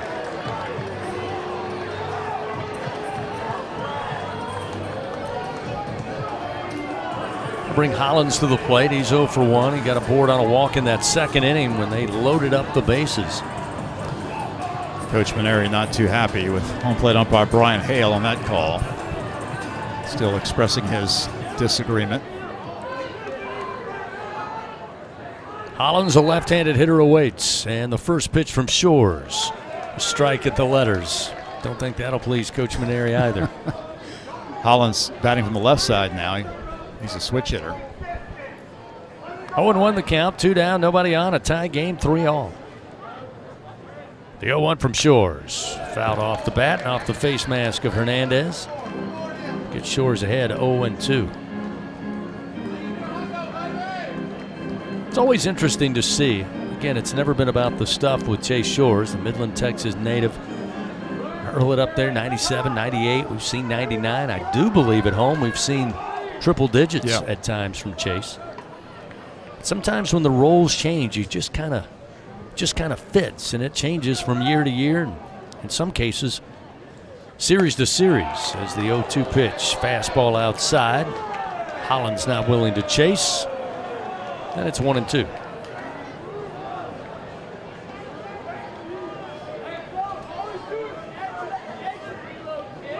Shores ahead in the count. Big right-hander fires. And a foul. Just staying alive as Hollins, as that popped out of the mid of Hernandez. Still 1 ball, 2 strikes. Final line now on Jaden Newt. He goes 4 innings. He's charged with 2 runs, but only 1 earned run. Gave up the 1 hit, no walks, and 5 strikeouts. He threw 55 pitches. His second highest pitch count of the season. Coach Johnson coming out just to make sure Hernandez was all right after that foul cut. And Luis says, yep. While our home plate umpire hand-delivered a baseball to Shores. Still 1 ball, 2 strikes to Hollins at the plate. 3-3 our score with LSU 3 runs on 6 hits. The Gamecocks 3 runs on just 1 hit.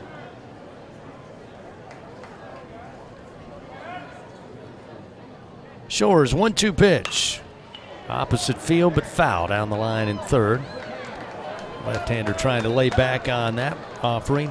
Still 1-2. Got Braswell playing at the traditional shortstop position with Milam right of second base. Dickinson a step or 2 on the right field grass. And Jared Jones with a left-handed hitter hugging the line behind first.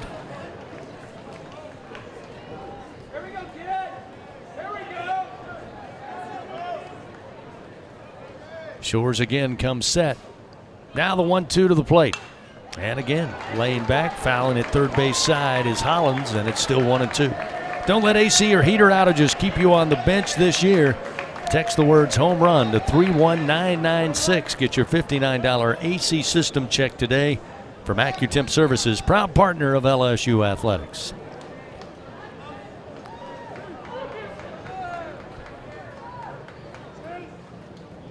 The 1-2 from Shores. Off speed, but missed high. 2-2.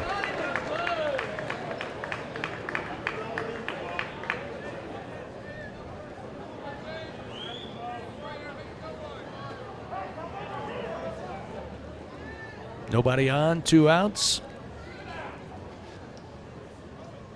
Shores 2-2. Again, goes opposite field, this time a ground ball into left. Hollins trying his best to do it against the shift, and he does. Second hit of the night for the Gamecocks, and the inning continues in a tie game 3-3. We'll bring Evan Stone to the plate. Stone 0 for 1, a walk and a strikeout tonight. Nice work by the freshman, Bo Hollins. You could see him trying to go the opposite way, fouled off a few pitches, and finally was successful with nobody playing in that 5-hole. Hollins keeps the inning alive.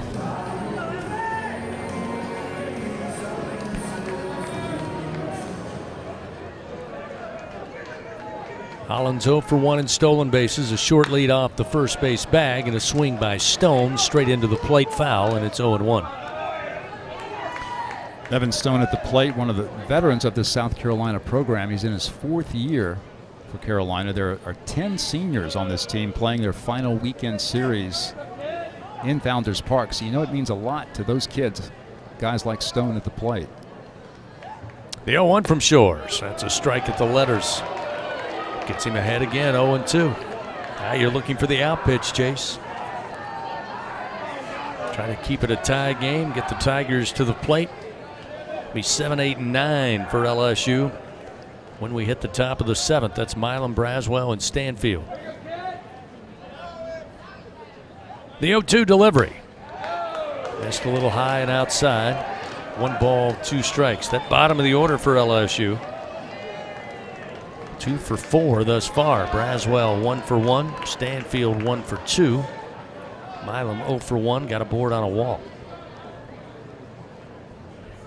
Here's the 1-2 from Shores, and this one slapped, but a soft liner right at Braswell at third for out number 3. However, the Gamecocks plate 2 runs. They do it on 2 hits, 1 error by the Tigers. Carolina leaves 1 man on, but we're tied after 6 full here at Founders Park. 3-3 our score. Milam will lead it off for LSU when we return on the LSU Sports Radio Network.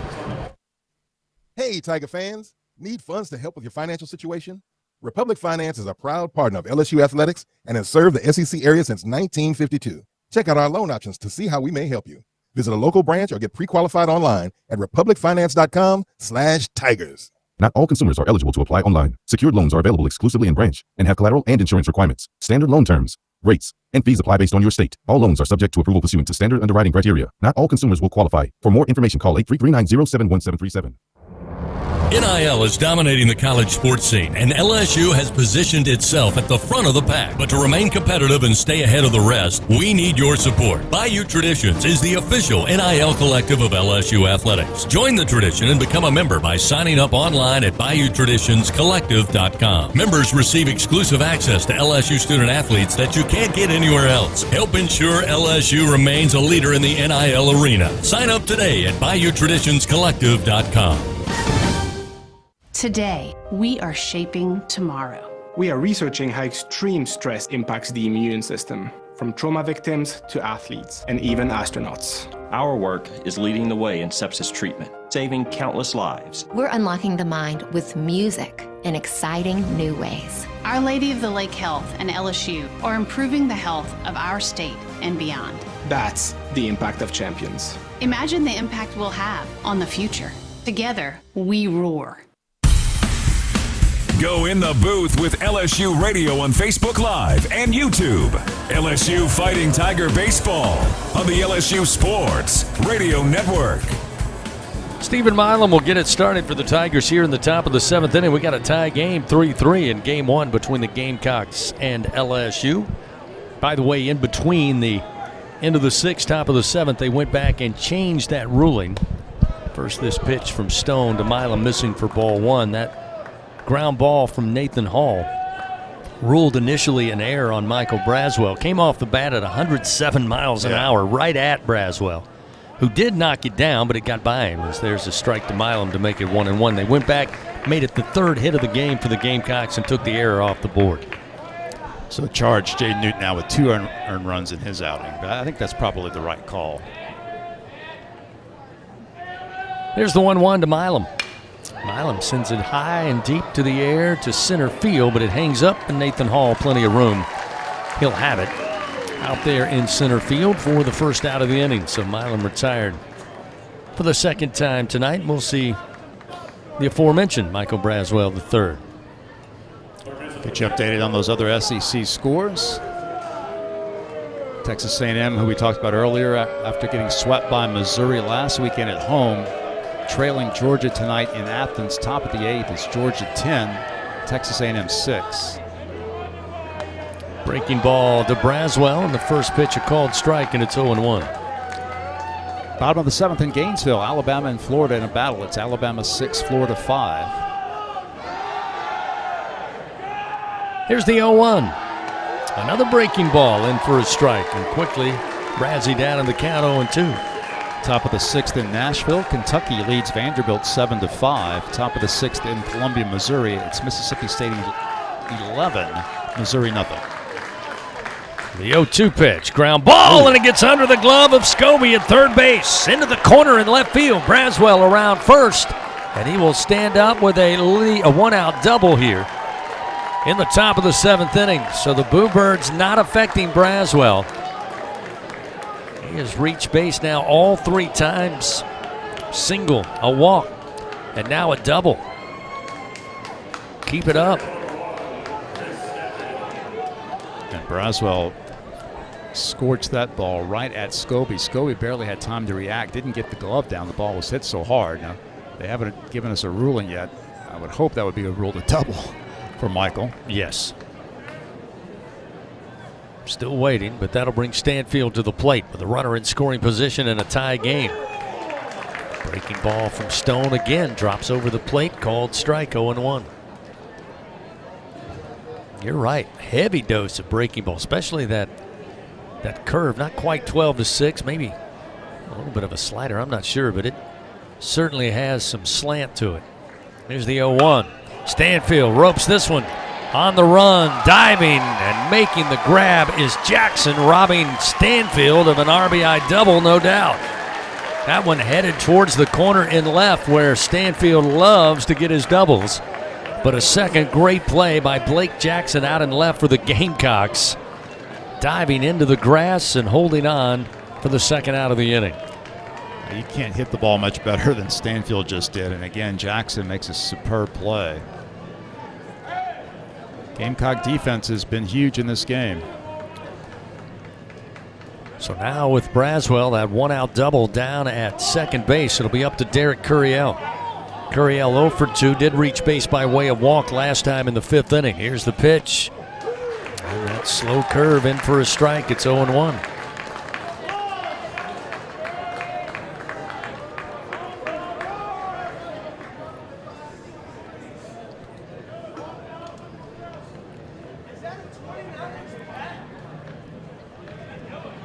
The 0-1 pitch, low and inside, evens the count now to Curiel. 1 ball, 1 strike.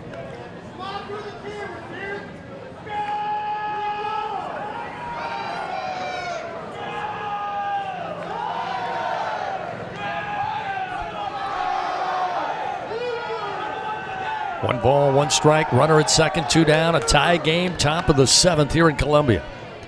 The 1-1, that one's going to hit him. They will send him down to first base. Another breaking ball that was low and inside and almost identical to the previous pitch, but that time caught him on the lower leg. So that'll put runners first and second, puts a force play on the diamond here. But Jared Jones coming to the plate. See if he can avoid all of that with one big swing of the bat. And they have now ruled that the Braswell swing was a hit. So credit Braswell with a double, which again I think is the right call. Now the key is to bring Braswell home.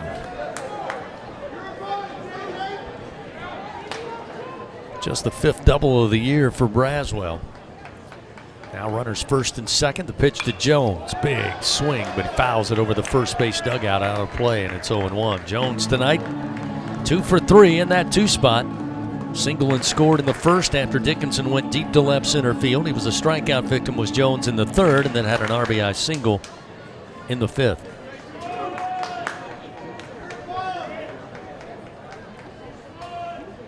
Braswell at second, Curiel hit by a pitch at first. Here's the 0-1 to Jones. Swings high in the air, down the line in right. And this one will find the seats out of play, and now it's 0-2. Jones has been good in these situations this season coming into tonight's game. He's hitting .378 with runners in scoring position, but it's quickly down 0-2 right now to Brandon Stone. Trying to give the Tigers the lead back after South Carolina tied it in the bottom of the 6th.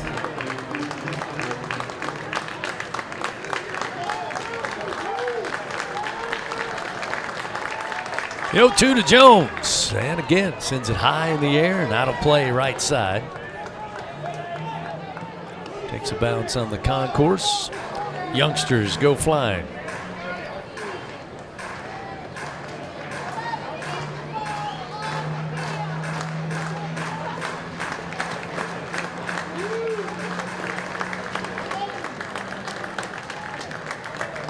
Two outs, 2 men on, first and second.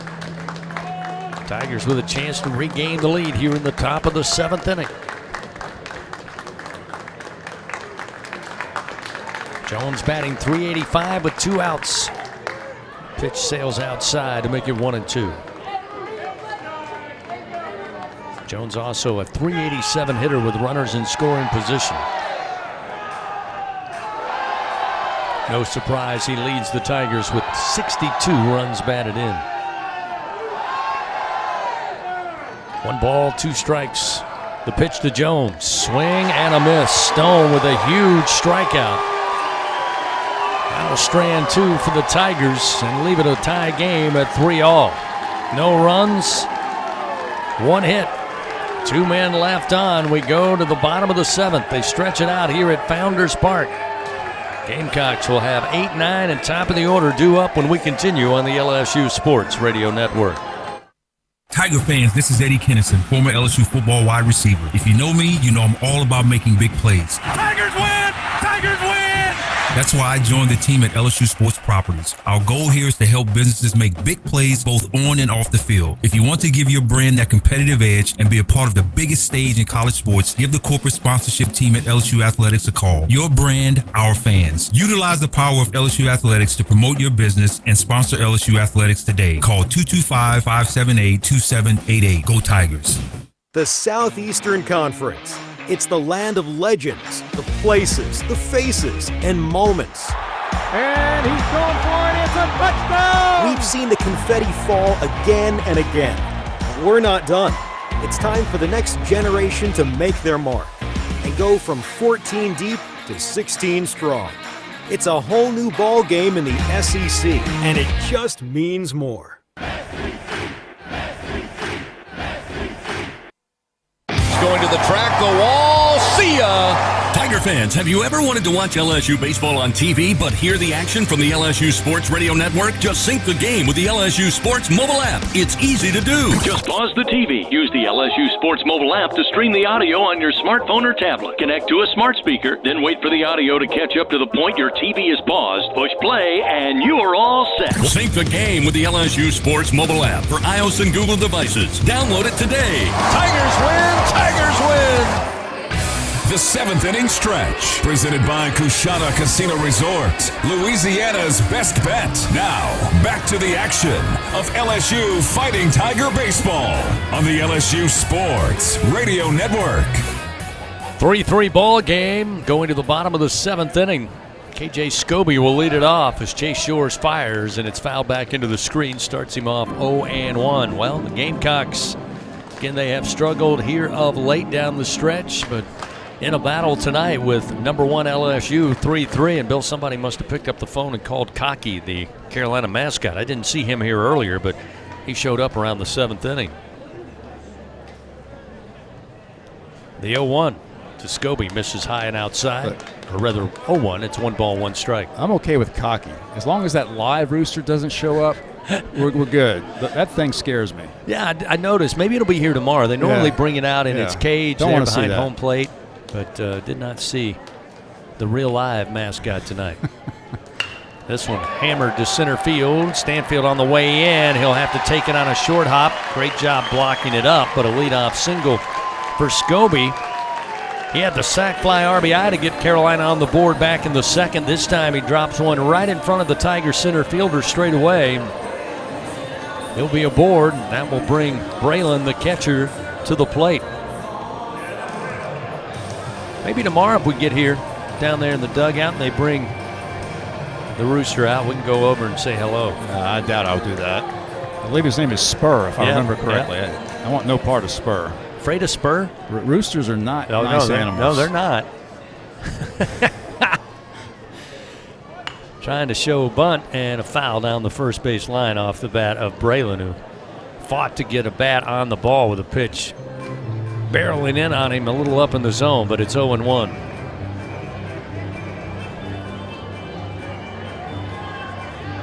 Tigers, the little bullpen activity going right now. Got a lefty down there, just beginning to throw.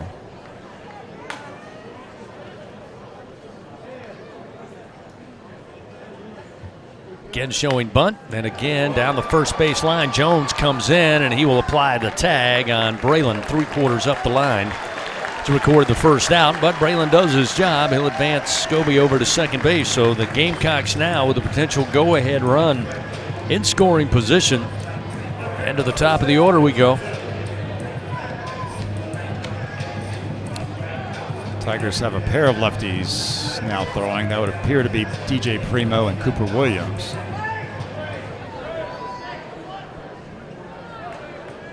Blake Jackson atop the order is 0 for 2.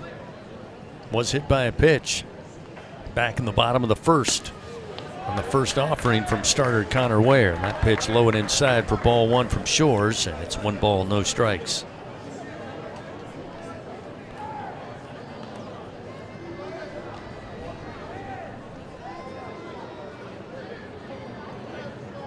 The 1-0 pitch down the middle. Evens the count, 1 ball, 1 strike. Jackson batting just 194. 143 on the year with runners in scoring position. Here's the 1-1. That, we'll say, caught a piece of him. He'll be hit by a pitch for the second time tonight. And with 1 out, now the Gamecocks have runners first and second. Like the breaking ball just right there in on the hands, may have caught the forearm. Luis Hernandez going to call for time. He'll walk out to the mound. They've sent another bullpen catcher down to the bullpen, has LSU. Yeah, it's just the 2 lefties, Primo and Williams, right now throwing for LSU. Tigers, of course, trying to get through this game without having to use a Zach Cowan or a Kason Evans in relief. Well, then we'll face the best hitter for the Gamecocks here, right-hander Nathan Hall. Single and scored in the 6th, was caught looking by Newt back in the 3rd, and reached base way back in the 1st on a fielder's choice. The South Carolina team, as we said earlier, they're hungry for a win. They've lost 7 straight SEC games. Well, they have flat out competed tonight. Yep. Able to keep it a close game, went forever without getting their first hit off the Tiger pitching staff, but they're in it here with a chance to take a lead. First delivery missed the low one away to the right-handed hitting Hall, and it's 1-0.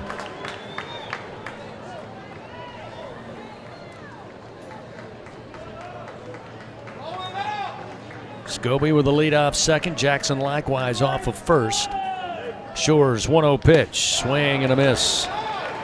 Breaking ball dropped away, and it's 1-1.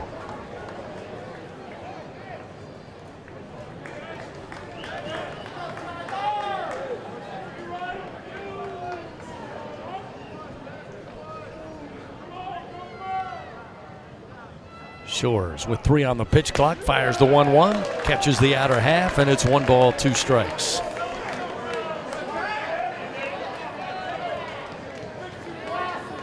Shores so far an inning and a third, 1 strikeout. Has given up 2 hits. The 1-2. Missed low and outside.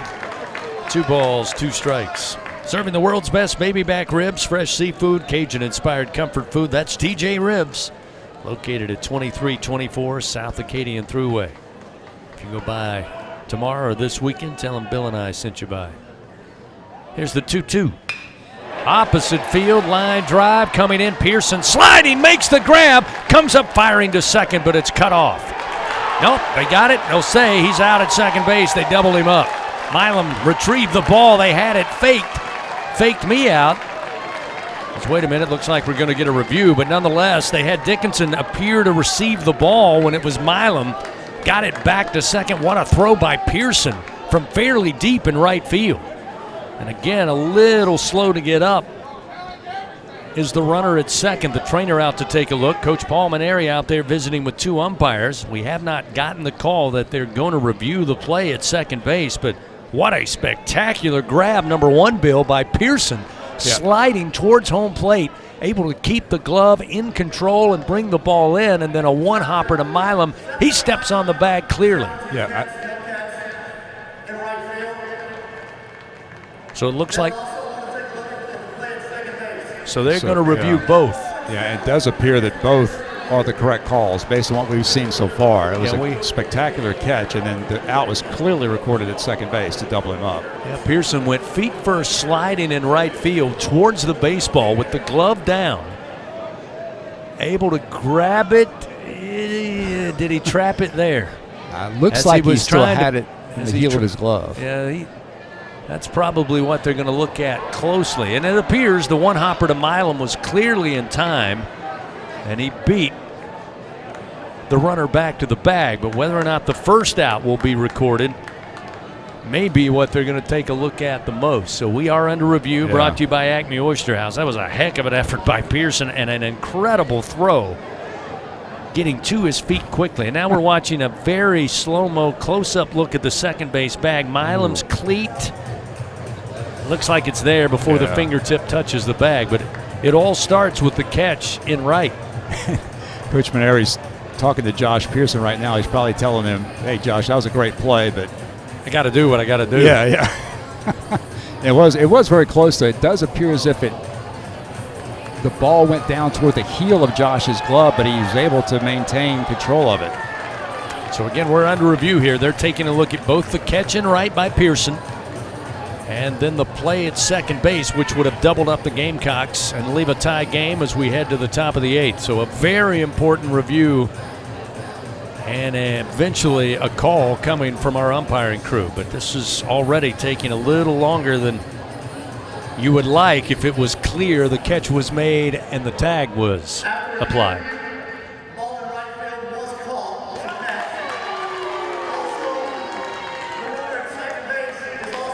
It goes the Tigers' way. The challenge from South Carolina comes up empty. The catch by Pearson and the play by Milam at second base doubles up the Gamecocks. And we remain tied as we head now to the top of the 8th inning. What a play by Pearson, keeping a tie game. Tigers now coming to the plate. Meat of the order, presented by 44 Farms, Dickinson, Fry, and Hernandez when we come back on the LSU Sports Radio Network. Hey, LSU fans, you're invited to Louisiana's largest casino resort, Coshada. Coshada Casino Resort has the largest and most spacious gaming floor in the Lake Charles area, with thousands of the newest slots, over 55 table games, live bingo and off-track betting, plus 3 beautiful hotels, delicious Cajun cuisine, and the #1 rated golf course in Louisiana. Coshada Casino Resort is proud to support LSU. Go Tigers! Looking to make your next corporate event, church festival, or school field day the best one yet? Well, look no further than Grayson's Events and Entertainment. They have it all, from carnival rides to mechanical bulls, inflatables, and much more. They truly are your one-stop shop for all your party and event rental needs. Give them a call at 225-436-6520 and use promo code Radio25 on your next order at Grayson'sEventsEntertainment.com. Louisiana's best event specialist. You won't be disappointed. Hey Tiger fans, are you ready to roar? Oxbow Rum Distillery is the official rum for LSU Athletics. Our cane to glass rum is made just 2 miles north of Tiger Stadium. We handcraft every drop from our own Louisiana sugarcane, all grown right across the river. So whether you're tailgating at the stadium or dropping by our tasting room for a tour and cocktail, you'll be keeping it local. Visit Oxbow Rum Distillery, open Thursday to Sunday, noon to 6. Go Tigers! Back to the action of LSU Fighting Tiger Baseball from the LSU Sports Radio Network. We go to the top of the 8th. We're tied 3-3. Daniel Dickinson at the plate to lead it off for the Tigers. Daniel showing bunt, can't make contact, and a called strike makes it 0-1. Speaking of Dickinson, I thought he certainly fooled me on that play at second base. He'll swing, pop this one straight up behind the plate. Braylon coming back, but it runs out of room. Catches the overhang. Dickinson, heads up play. He was the cutoff man right of second base. And as the Gamecock runner was trying to get back to second, he kind of motioned as if he took the ball on one hop. Now again, the play was made by Milam, but I think Dickinson was just trying to see if he could fool the runner to think there's no reason to hurry back. Here's a ground ball base hit by Dickinson. Daniel with his second hit of the night. That's the 8th Bingo Pest Product base hit, and a good sign, Bill, for the Tigers. A leadoff single puts Dickinson aboard, and that'll bring Ethan Fry to the plate. You're right. First time the Tigers have had the leadoff man on since the 5th inning when the Tigers scored a run and took a 3-1 lead. South Carolina has since tied it. And reliever Brandon Stone has done a nice job to this point. 2 2/3 shutout innings. No walks and 2 strikeouts. That was the 3rd hit he's allowed. So Dickinson takes his lead off of first. Ethan Fry, 1 for 3 on the night, but he has scorched all 3 baseballs. And a fly ball out to deep center to Hall back in the first, had a single in the 4th, and another fly ball to right center to Hall last time in the 6th inning. 0-1 the count to Fry. Big right-hander Stone fires, and Fry swings and fouls it back. Now it's 0-2.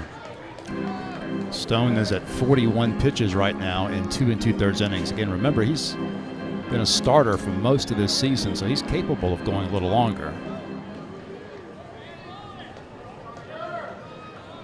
Again, Dickinson with a lead off of first. An 0-2 count to Fry, who widens his stance from the right side of the plate. Stone fires, and the pitch off speed. A breaking ball missed low, and it's 1 ball, 2 strikes. Again, don't let AC or heater outages keep you on the bench this year. Text the words home run to 31996. Get your $59 AC system check. AccuTemp Services, proud partner of LSU Athletics. Here's the 1-2 from Stone. Swing and a foul off the end of the bat. Rolls up the first base line. Still 1 ball, 2 strikes. Got a lot of questions coming in on the hotline, Bill. A lot of people wanting to, a little surprised by the fear of the rooster. But obviously, and a lot of people want to know, obviously it doesn't come close to the fear of Mike the Tiger. Again, you're not afraid of Mike, but if you just ran into a rooster or you ran into a tiger, you probably Mike would be a little more scary. Well, yeah, I've just been out in the country a few times where roosters run wild. Roosters running wild. Here's the 1-2 pitch. Miss low and away to Fry. That'll even the count 2-2. I haven't been in Mike's natural habitat in my lifetime, but I have been in the rooster's natural habitat a few times. Oh, me. Runner at first, nobody out. Here's the 2-2. And a swing and a miss. Ethan might have touched it a little at the bottom of the bat, but it's held onto by Braylon. Fry down on strikes. So one down here in the top of the 8th, and that'll bring Josh Pearson. Nope, it'll bring Jake Brown. So they'll lift Pearson, who started the game in right field. Well, he's going to hit for Hernandez. No, it is Hernandez. Yes, I'm sorry. Yeah, it's Hernandez. We're going to be lifted. Yeah. And Jake Brown will bat for the Tigers starting catcher. So a left-handed bat here against the right-handed Brandon Stone. It was interesting at practice earlier this week. You know, there's a number of guys who can start from day to day. Josh Pearson, Jake Brown. Then you've got times where they come in to pinch hit, and they've been so successful this year in these type of situations. First pitch missing outside to Jake, and it's 1-0. They have their own T-shirts now. All of the quote-unquote pinch hitters, so they have their own little club within the club. Take a lot of pride in it, and it shows. Here's the 1-0 to Brown. Off speed. Call that a strike. Ooh. He's in on the hands, a little up. And it evens the count 1-1. Jake is hitting .350 against lefty pitching. Against right-handed pitching. Hit 2 home runs against right-handers last Saturday against Arkansas. Runner at first, 1 out. Here's the 1-1. Brown swings, and he fouls it back over the third base dugout of the Tigers. And it's 1 ball, 2 strikes. 3-3 our score. LSU 3 runs, 8 hits. South Carolina 3 runs, 4 hits. Top of the 8th inning. Runner at first, 1 away. Jake Brown, the pinch hitter. The 1-2 pitch. Fights it off, and he swings and fouls it down the first base line. Still 1-2. You're right about that pinch hitting group, that group that alternates between starting and coming off the bench. Those guys take great pride in whatever role they're asked to fill, and very unselfish group of players. That's why one reason why LSU is where it is right now. 1 ball, 2 strikes to Brown. Stone delivers. Up and in. Evens the count, 2 balls, 2 strikes.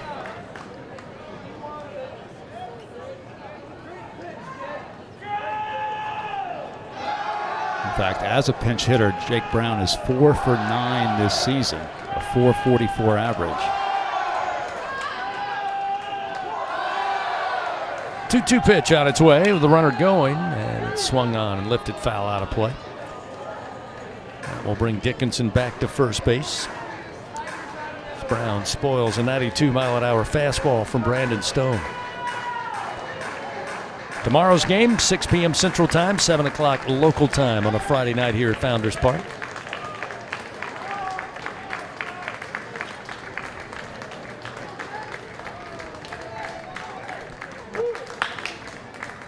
Two-two pitch. Breaking ball, low and inside. That'll fill the count now to Jake Brown. It occurred to me, Bill, after I realized when we arrived yesterday, late last night, I wanted to see what time it was, looked at my watch and realized, I hadn't adjusted it. This is the first series for the Tigers in the Eastern time zone. You're exactly right. 3-2, ground ball, and it gets by a diving Hollins at first base. They had Dickinson off and running with the pitch. He'll make his way into third, and Jake Brown does a job once again in a pinch hitting role. A 1-out single to right, runners on the corners. So Jake Brown's now 5 for 10 this season as a pinch hitter, a .500 average. Big 2-strike hit there. Fell behind in the count 0-2, worked it back full, and then lines the single into right field to allow the go-ahead run to be standing just 90 feet from home plate. Well, obviously, Jake had no problem getting acclimated to the Eastern time zone like the radio play-by-play guy did. Good to see. Now we're going to have another meeting on the mound. Pitching coach Terry Rooney on his way out for South Carolina. There's no one throwing right now in the Carolina bullpen. This is just a meeting between Terry and the entire infield for the Gamecocks. 3-3 our score, but now the Tigers with one out have a runner at third. They'll look to Josh Pearson, who made a spectacular play in right that doubled up the Gamecocks to end their threat. They're in the bottom of the 7th inning. So many times we see it. You make a great play in the field, and it leads to something great at the plate. And Josh Pearson's had a ton of both of those scenarios in his career here at LSU. You know, I was thinking back to Senior Day, Bill, on Sunday. LSU honoring 5 players along with staff and others that are part of the LSU baseball program. And I told Jay Johnson Monday night, I said, I know you and the coaches are on the front line of recruiting, but if you bottle up and put out what Josh and Michael and Cade and all of those guys talked about, what it means to play for LSU, that's a good start when you're talking to somebody about coming to Baton Rouge to play college baseball. Absolutely. Without an exception, these guys come to LSU because they know how much people care about baseball, and they know how well they'll be developed as players. It's a complete experience that any student athlete would love to have. Pearson shows bunt. It looked like they were setting up a safety squeeze there. He'll pull it back, but it was a called strike. Dickinson not initially taking off when he squared the bunt. We'll see. Josh Jordan looking into the dugout. Dickinson doing the same. And now South Carolina going to take the bat out of Josh's hands and intentionally walking to load the bases. So with runners second and third with Jake Brown taking second base, South Carolina now decides to load him up with just one out and get to Stephen Milam. Well, if you need Milam to try to elevate something to the outfield, got to stay out of a double play. So Milam against the right-hander. The switch hitter will bat from the left side. Carolina has the corner infield fairly even with the bag. Middle infield double play depth as the pitch from Stone misses high, and it's 1-0. Be a great opportunity here for Stephen Milam, who's had plenty, specifically against this Gamecock program. Go back to last year in Hoover. Here's the 1-0. Swing, a fly ball, but foul left side, out of play, and it's 1-1. As we said earlier, Milam's offense has been getting better in recent games. He has at least one hit in 5 of his last 6 games. No hits tonight yet, but he did walk back in the second inning. 1 ball, 1 strike to Monster Milam, the sophomore out of Las Cruces, New Mexico. Here's the 1-1. And Milam sends this one very deep to left field. Going back is Jackson, and just shy of the track, he'll have it for the second out, but easily tagging in and scoring is Daniel Dickinson.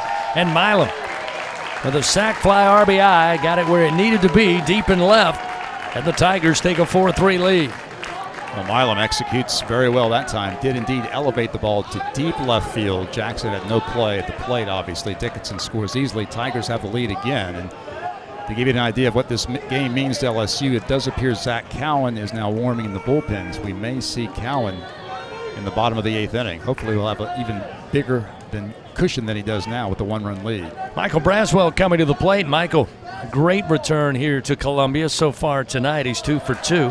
First pitch, a strike on the outside corner to make it 0-1. Had a single back in the second after the Gamecock fans booed him. They booed him again in the 5th. They got aboard on a walk. They booed him again in the 7th. Then he hit a double down the left field line. Runners first and second, 2 outs, the 0-1. They call that a strike. Outside corner at the letters. 4-3 now. LSU leads by a run here in the top of the 8th. Brown with good speed off of second base. Pearson off of first. There's the 0-2. And another base hit from Braswell. Drops into left field. They'll send Brown around. He'll score easily. And an RBI single for Braswell, who holds his hands out and says, "What did you expect?" 5-3 LSU. Wow, what a homecoming for Michael Braswell. He's not been well received by the Gamecock faithful, but he certainly excelled on the field. 3 for 3 now. 2 singles, a double, and an RBI here to give LSU a 2-run lead. So now runners first and second with Pearson the lead runner. And now Stanfield. Stanfield robbed of one of his patent doubles to left field by a great play by Jackson last time in the 7th. On a scorched baseball that way. First delivery and on the hands missing. Fastball makes it 1-0.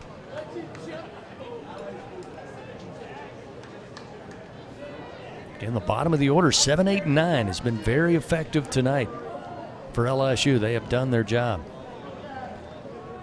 Looking for more. The 1-0. Swing and a foul tap off the bat of Stanfield. And it's 1 ball, 1 strike. Help shape the future of medicine with Velocity Clinical Research. Participants can receive compensation, access new potential medicines, and get free study-related exams. Find a study near you at velocitytrials.com. 2 outs, runners first and second, a 5-3 LSU lead. They played at 2 here in the top of the 8th. Pitch to Stanfield. Outside corner called strike. Gets Stanny behind in the count, 1-2. A couple of finals now in the SEC. Georgia has defeated Texas A&M 10-6. So the Aggies' tailspin continues. Florida with another win. Florida defeats Alabama tonight 7-6. The Gators, one of the hottest teams in the league right now. 1 ball, 2 strikes to Stanfield with 2 outs and runners first and second. Stone fires and a swing and a miss. But the Tigers do take back the lead. They played 2 runs on 3 hits. They leave 2 men on. 5-3 LSU. We head to the bottom of the 8th. Gamecocks will have the heart of their order. Kazmar, Jones, and Carry-On when we continue on the LSU Sports Radio Network. Tiger fans, this is Eddie Kennison, former LSU football wide receiver. If you know me, you know I'm all about making big plays. Tigers win! Tigers win! That's why I joined the team at LSU Sports Properties. Our goal here is to help businesses make big plays both on and off the field. If you want to give your brand that competitive edge and be a part of the biggest stage in college sports, give the corporate sponsorship team at LSU Athletics a call. Your brand, our fans. Utilize the power of LSU Athletics to promote your business and sponsor LSU Athletics today. Call 225-578-2788. Go Tigers. The Southeastern Conference. It's the land of legends, the places, the faces, and moments. And he's going for it. It's a touchdown! We've seen the confetti fall again and again. But we're not done. It's time for the next generation to make their mark and go from 14 deep to 16 strong. It's a whole new ball game in the SEC, and it just means more. And here's Heather with the weather. Well, it's beautiful out there, sunny and 75, almost a little chilly in the shade. Now, let's get a read on the inside of your car. It is hot. You've only been parked a short time and it's already 99 degrees in there. Let's not leave children in the back seat while running errands. It only takes a few minutes for their body temperatures to rise, and that could be fatal. Cars get hot, fast, and can be deadly. Never leave a child in a car. A message from NHTSA and the Ad Council. Go in the booth with LSU Radio on Facebook Live and YouTube. LSU Fighting Tiger Baseball on the LSU Sports Radio Network. Indeed, Zach Cowan going to take over out of the LSU bullpen here as we head to the bottom of the 8th inning. The Tigers able to get back on top, leading 2 runs there in the top of the 8th frame. 5-3, they lead Carolina. Jay Johnson, as Bill alluded to, understands the importance of these 3 games regardless of who the opponent is. And in a tight one here on Thursday night, he'll go to Zach Cowan out of the bullpen. He'll face again 3, 4, and 5 in the Carolina order. Zach Cowan on the mound now for the Tigers, the transfer from Wofford College here in the state of South Carolina. Zach is 3-2 this season with 1.85 ERA. He's been one of the best relievers in the country throughout this season. This will be his 20th appearance. He's worked 43 2/3 innings. He's allowed only 9 earned runs on 33 hits. He's walked 9 and struck out 52. Opponents are hitting only .205 this year against Cowan. He was brilliant last Friday and getting the win against Arkansas with an excellent relief effort. And now trying to slam the door on South Carolina and preserve an LSU victory. Yeah, it was Gabe Gacko and Zach Cowan doing battle in the early morning hours, and Zach Cowan got that win. There's a swing and a miss on the first offering to Kazmar. Kazmar had a base-clearing triple. In fact, they drove in one run, a runner at first base, when he took a swing towards right center field. Got a little momentum on the Gamecocks side. His second triple of the year as Cowan delivers a 0-1 strike. Get ahead 0-2. Tigers have Cade Anderson behind the plate now. Yep, he came in after Brown pinch hit for Hernandez. LSU will go into the shift. 3 infielders right of second base. And this swung on high in the air to right field. Going back is Brown. He'll make a leap, and he knocks the ball back into play. Going to be picked up in center field. And it will be a triple off the wall in right center. Second triple of the game, third of the season for Kazmar, who just missed the home run at the top of the yellow line. Brown gave a heck of a leap, almost able to glove it, but again, Kazmar quickly, with nobody out, stands at third base, and that will bring Kennedy Jones to the plate. Well, great effort there by Jake Brown, who stayed in the game in right field. Almost caught it, but kept it in the ballpark. But now South Carolina tying run at the plate. Brown, who pinch hit. There's a swing and a miss by Jones. Jones, by the way, in the cleanup spot, 0 for 2. Hit into a double play, ground out to Milam at shortstop in the third, and then had a sac fly RBI in the 6th inning. Certainly that's on his mind here, down 5-3 with nobody out and a runner at third. Brown takes over in right, Curiel to center. Josh Pearson moved from right to left field. Fastball from Cowan misses outside. It's 1 ball and 1 strike. You mentioned that Cowan transfer from Wofford College, about a little over an hour's drive up I-26 from here in Columbia.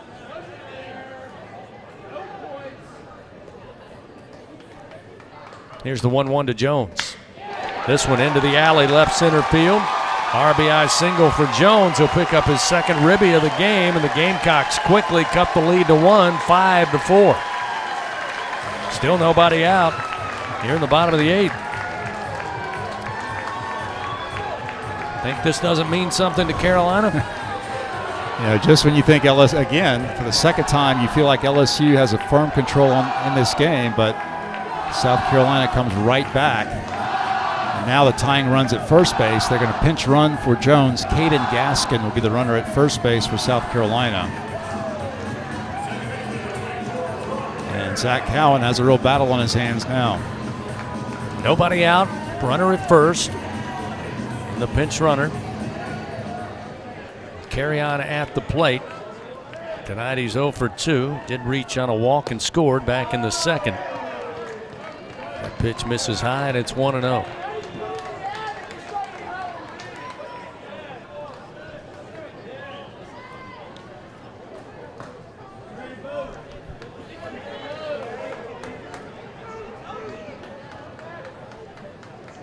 Cowan takes his time. Runner goes. The pitch, swing and a miss. Aaron Beatty throws down to second to Milam, but he can't apply the tag. The throw led him towards the right side of the bag. Almost brought him to the runner who started his slide. And they say they missed the tag. Milam is insistent he wants a review. Milam thinks he tagged him. Again, the throw from Aaron Beatty brought Milam across the bag right where he needed to be. So we'll go under review for a second time. LSU will apply their first challenge. Brought to you by Acme Oyster House. Again, we'll wait and see what we see on our monitor. Again, when the throw left Aaron Beatty's hand, I thought, well, he's going to lead him to the runner. Can he make the tag? And Milam reaches out, may have got him on the lower shin. I don't know if that's going to be enough evidence to overturn that one. We see another angle from the first base side. And again, you're not going to be able to see whether or not glove made contact with the leg of the pinch runner. Not sure if there's going to be enough evidence to overturn it. Yeah, it looks like if he did tag him, he would have tagged him on the lower right leg. It's just, I don't know if there's enough there to overturn it. Again, Carolina in their white unis with the garnet pinstripes, and even in slow motion, you just can't tell if contact was made. So this one I'll put in the folder of 50-50. Here we go. After review, the runner at second base is out. Oh! Milam and Aaron Beatty combined to get the runner out. First out of the inning, and a big, big boost to LSU. Again, a pretty good jump by the pinch runner. But Aaron Beatty able to lead Milam right to him to apply the tag after review. And the 1-1 is a line drive out to right field. Off the bat of Carry-On right at Brown. So quickly now there's 2 gone. Well, you're right. What a throw by Aaron Beatty. Much like a quarterback leading a wide receiver on a deep route.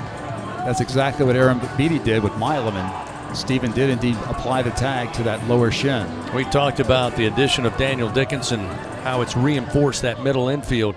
Give Daniel a little credit too, even though that throw was closer to him initially. He knew to stay out of the way, allow Milam to get into the traffic, and they get the call to go their way. There's a swing and a miss by Hollins, and it's 0-1. So with nobody on and a 1-run lead, 5-4, Zach Cowan back in business here. He's got Hollins to deal with at the plate. The 0-1 pitch in the air to left field.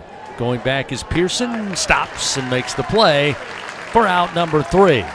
But the Gamecocks get 1 run closer. 1 run on 2 hits. They leave nobody on. It's now 5-4 LSU. We head to the 9th in Columbia.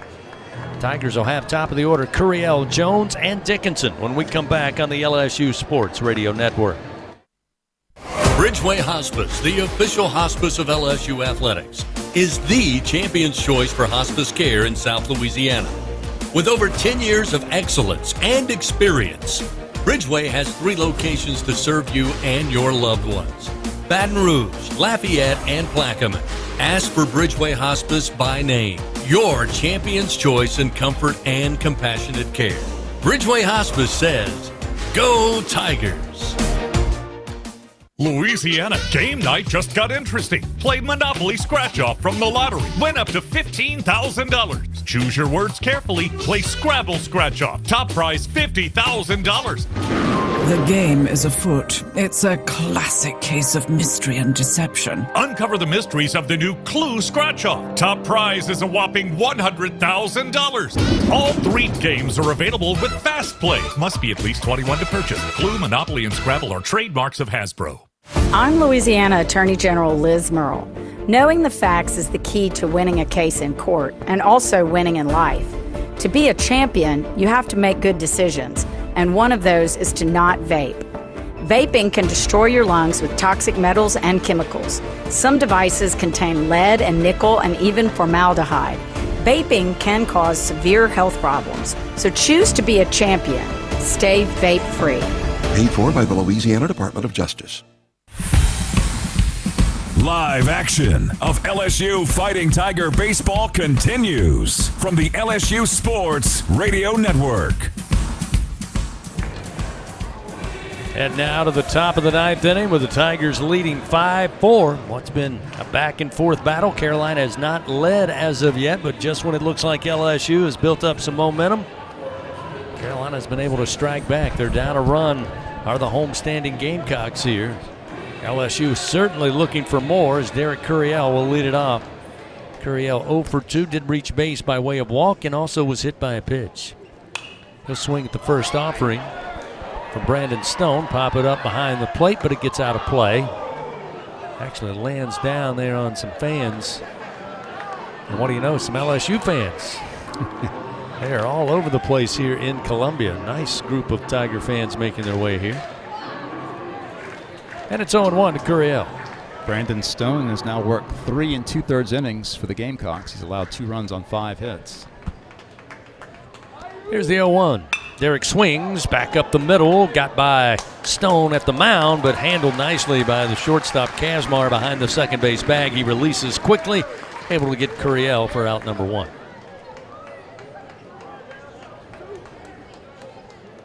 Bring Jared Jones to the plate. Jared tonight 2 for 4, a couple of singles and a couple of, well, he's got 1 run scored and 1 RBI.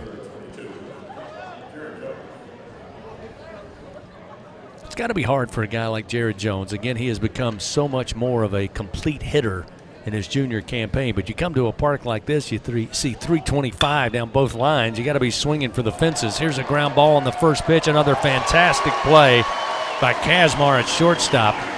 Fully stretched, diving head first, makes the play, rises and throws to first in time. 2 gone. Well, Kazmar's had a heck of a night. 2 triples at the plate and a couple of superb defensive plays, especially that one, robbing Jarrett of another base hit. Daniel Dickinson has gone deep. Back in the first inning, gave LSU a 2-0 lead with a solid smack to left center field. Just want to get him aboard here. Start a 2-out rally, but wouldn't hurt his feelings if he joined the double-digit home run club. He's got 9 on the year with the one earlier tonight. Tried to bunt. Pitch was inside. He swings out of the way, and it's 1-0. 2-run homer for Dickinson back in the first inning. His first home run since April 4th at Oklahoma. The 1-0 pitch. Breaking ball, they say, caught the outer black, and it's 1-1.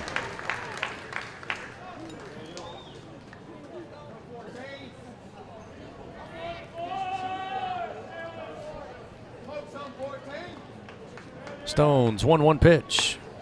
Inside and low, 2-1.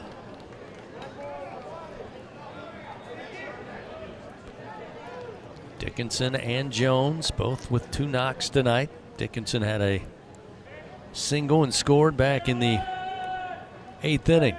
The 2-1, a bouncer, and the short hop gets by Scobie, the third baseman, and Dickinson will arrive safely at first base. Tough short hop right there on the third baseman, moving to his left. Probably could have been handled. We'll see how they rule it. It was not an easy play, but the ball was not hit as hard at all by Dickinson. It's a play that probably Scobie should have made. Nonetheless, the Tigers do have a base runner and a chance to extend this lead. 1 run is very, very precarious right now. Ethan Fry comes to the plate. First pitch to Ethan, misses low, and it's ball 1. They're still talking about it now. They put it up. An error on the third baseman, Scobie. First error of the game, officially. Fry swings, slams one to left field. Dickinson into second base, makes a wide turn, but he'll put on the brakes and head back to the bag. So a couple of 2-out singles, one for Dickinson, now one for Fry, as Ethan Fry gets his second hit of the night. LSU now with 11 Bingo Pest Product base hits, and that'll get Jake Brown to the plate. His pinch hitting at bat, he got a single through the right side back in the 8th. Now, I would think we'll see a change for South Carolina. They do have a lefty in the bullpen. As Jake Brown, as we documented earlier, has been exceptional this year against right-handed pitching.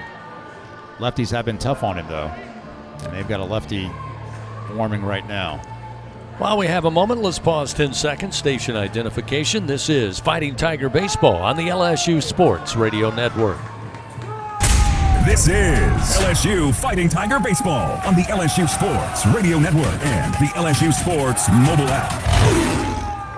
Along with our producer, Adam Gattuso, back in the Capital One studio, Bill Franquez, Chris Blair here in Columbia, South Carolina, Founders Park.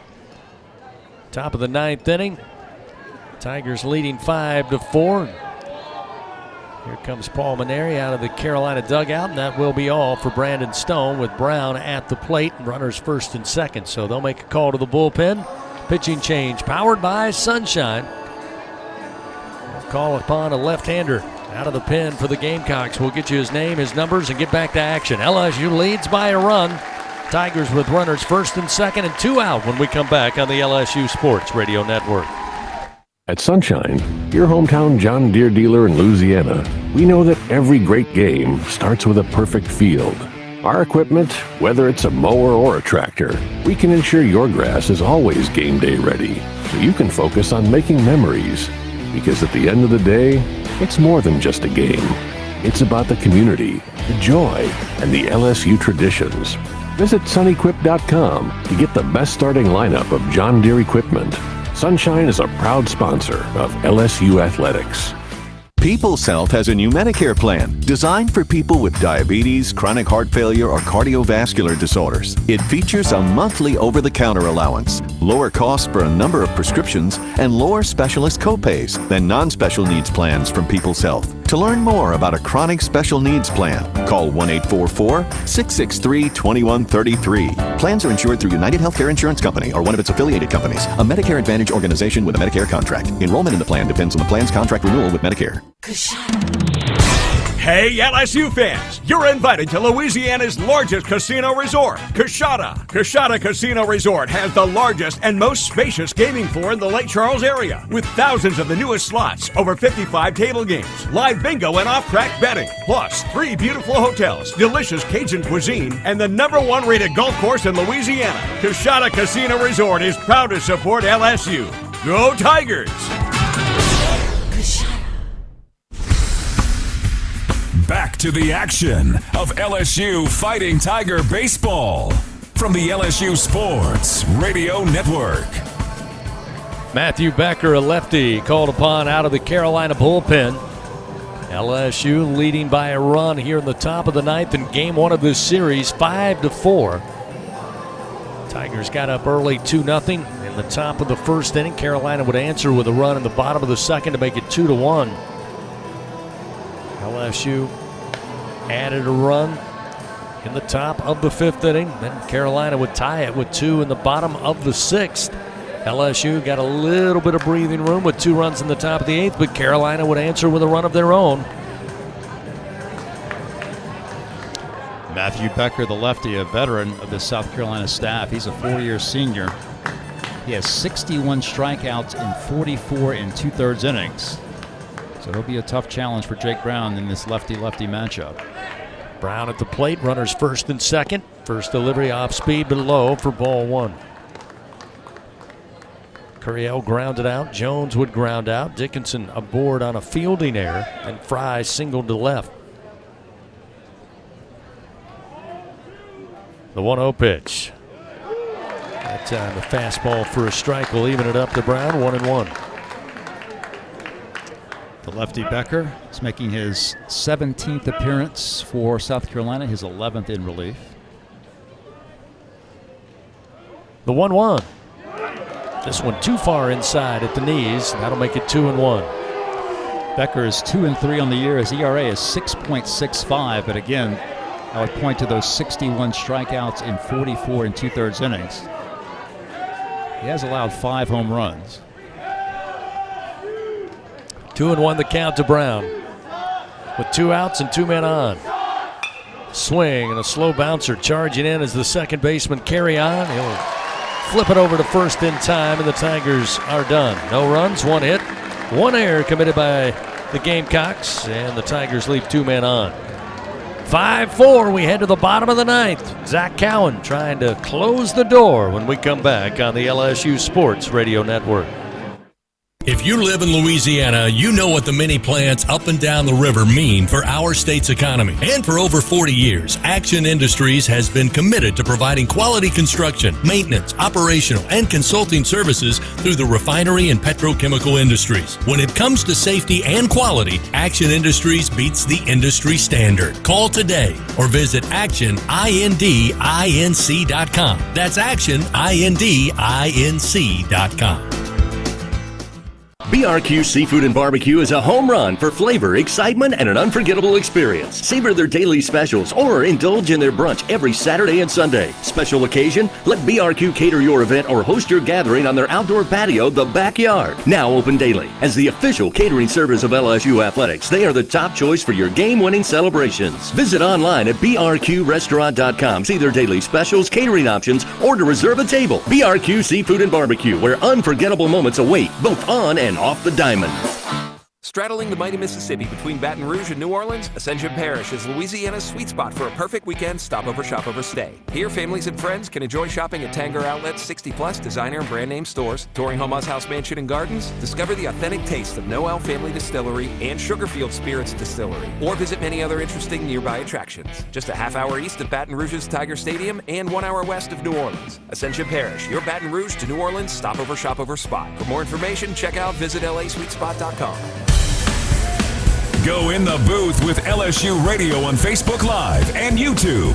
LSU Fighting Tiger Baseball on the LSU Sports Radio Network. LSU leading South Carolina here in Columbia as we head to the bottom of the ninth inning. 5-4, Tigers on top. Zach Cowan starts his second inning of work. He'll face 7, 8, and 9 in the order, starting with Evan Stone for the Gamecocks. Stone in the 7-hole, 0 for 2 on the night. Cowan's first pitch to the right-hander is swing and a miss with a breaking ball, and it's 0-1. Fans Capital One offering checking and savings accounts. No fees or minimums. Capital One, what's in your wallet? Coming up, we'll check that Republic Finance SEC scoreboard with everybody in action here in the final weekend starting on Thursday. The 0-1. High fastball, swing and a miss, and quickly Cowan ahead 0-2. Stone tonight a walk back in the second, struck out in the fourth, and lined out to Braswell at third last time in the sixth inning. Setting up outside is Aaron Beatty. The pitch is there, not willing to chase is Stone, and it's 1 ball, 2 strikes. Georgia gets by Texas A&M in game 1 of that series in Athens, 10-6 the final.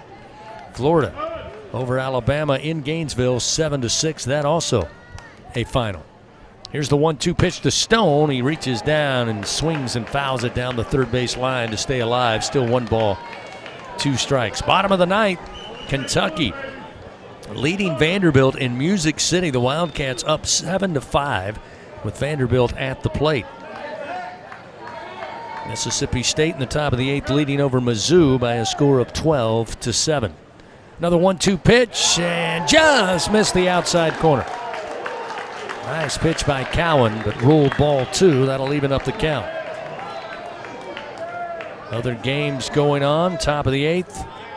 Ole Miss leading Auburn 9-0. That one again in the top of the 8th. The 2-2 lifted in the air. Foul territory, first base side, but it's going to drop in behind the screen and into the seats out of play. Oklahoma and Texas having a battle in Norman. Bottom of the 7th inning. Texas and Oklahoma knotted up at 3 runs apiece. And another battle up in Fayetteville tonight. Number 8 Arkansas trailing number 17 Tennessee 4-3. Still a lot of baseball left in that one. Aaron Beatty having some communication issues with the helmet. Comes over. Josh Jordan, who handles the catchers, takes a look, puts a fix on it, gives it back to Cade. 2 balls, 2 strikes to Evan Stone, leading it off for the Gamecocks. Here in the bottom of the 9th inning, the Tigers 5 runs on 11 hits. Gamecocks 4 runs, 6 hits, 1 error. Carolina just hanging around on this Thursday night in their home ballpark.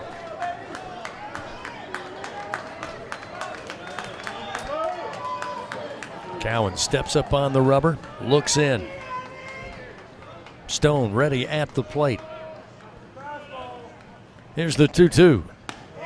And again, just missed the outside corner. My goodness. That one thigh high and looked like it caught the outer black. Zach Cowan a little surprised. That's going to fill the count. The drama continues, now 3-2.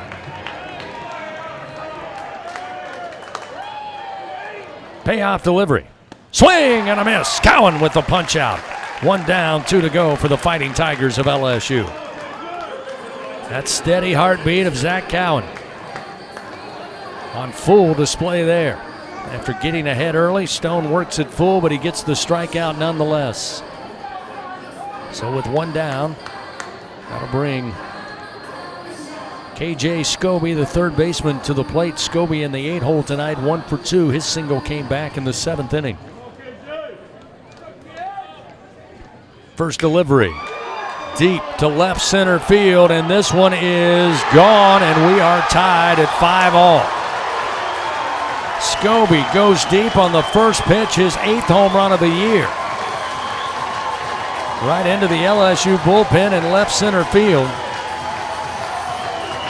And with just 1 out, the Gamecocks again have battled back to tie this up. And again, not many fans here at Founders Park tonight with the number 1 LSU Tigers coming to town, but those that are here are on their feet now waving the white towels.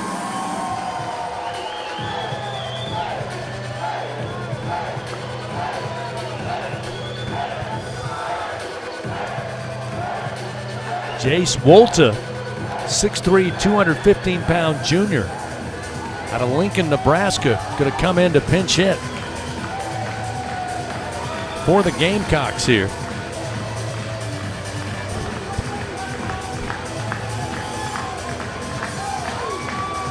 Wolta batting .312 on the year. Is now Nate Yeske going to take the opportunity to go out and visit with Cowan on the mound.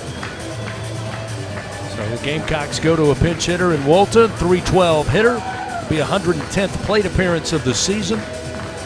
6 home runs, 5 doubles, driven in 20 runs.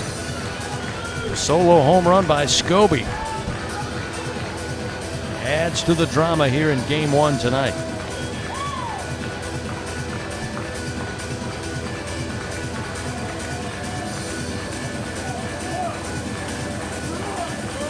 Coach Yeske on his way back to the dugout.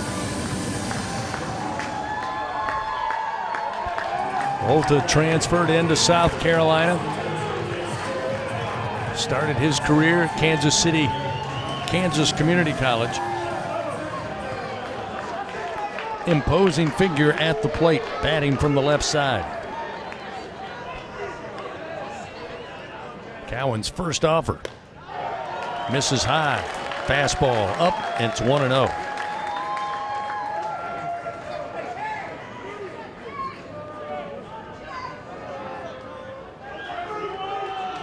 The 1-0 pitch. Outside, missing for ball 2. Again, just 1 out, nobody on, a 5-5 ball game.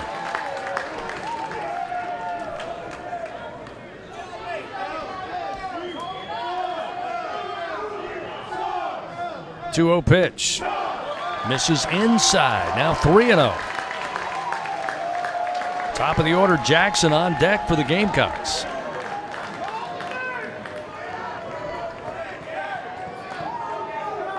.3-0 pitch.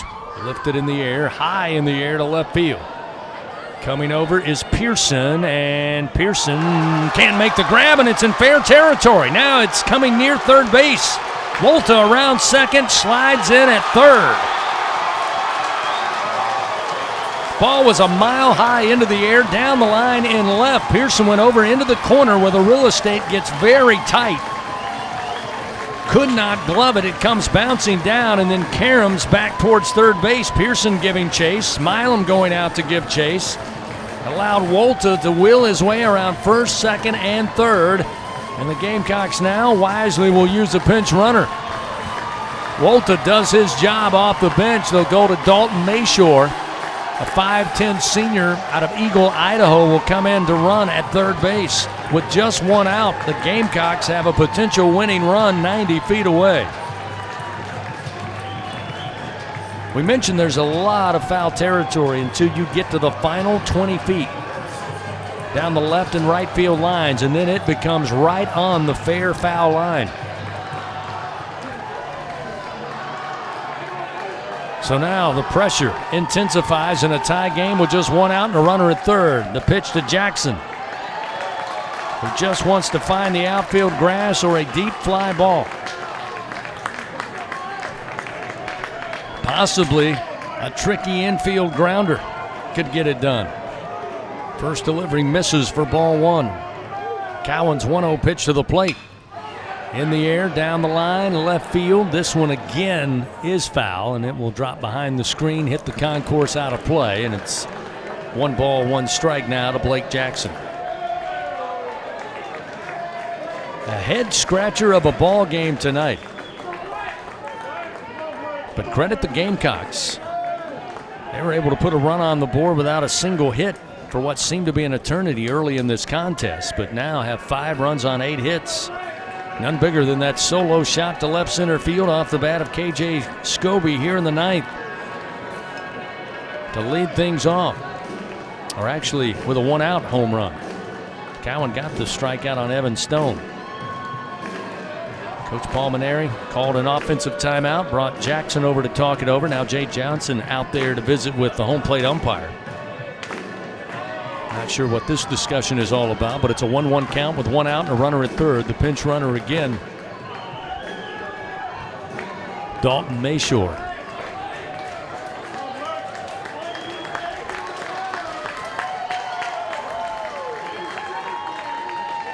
Cowan now up around 27 pitches thrown in his relief effort.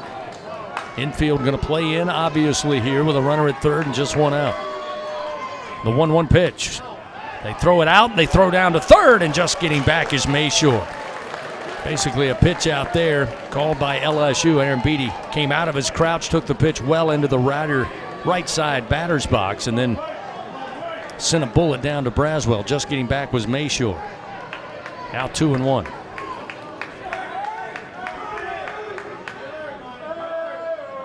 Two-one pitch. Misses inside to make it now 3-1. Jackson at the plate tonight is 0 for 2. He's reached base twice, hit by pitch. One in the first, one in the seventh. Runner at third, one down, a 5-5 game in the bottom of the ninth. 3-1 from Cowan. That's going to hit him. He'll be hit for a third time tonight. So Jackson heads down to first, still just one out, runners on the corners, but it's all about that runner at third now. As the leading hitter for the Gamecocks coming into this series, Nathan Hall comes to the plate. He's 1 for 4. His single and came back in the sixth. He scored a run. Also was caught looking by Jaden Newt back in the third inning.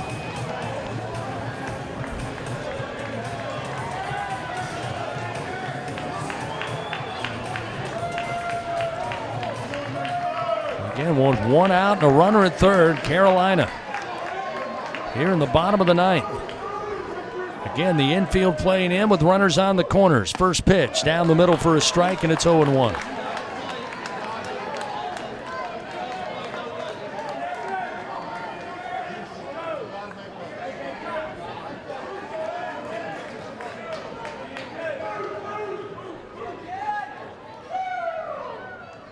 The 0-1, swing and a miss.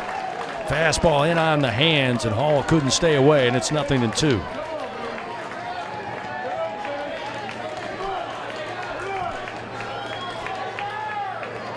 Hard to figure out how we got here. 5-5 our score, runner at third, the 0-2, and a foul. Straight into the dirt off the bat of Hall. Keeps it 0-2. Tiger fans, again, if you think you have what it takes to be a true Caniac maniac, you can prove it at the next home baseball game. Win a prize pack courtesy of our friends at Raising Cane's One Love. Tigers trying to keep it a tie game. Here in the bottom of the ninth, runners first and third for the Gamecocks. 5-5 score with one out. An 0-2 count to Nathan Hall. Pitch from Cowan. Short of the plate, blocked up by Aaron Beatty. Make it 1 ball, 2 strikes as Hall not going after the hard curve.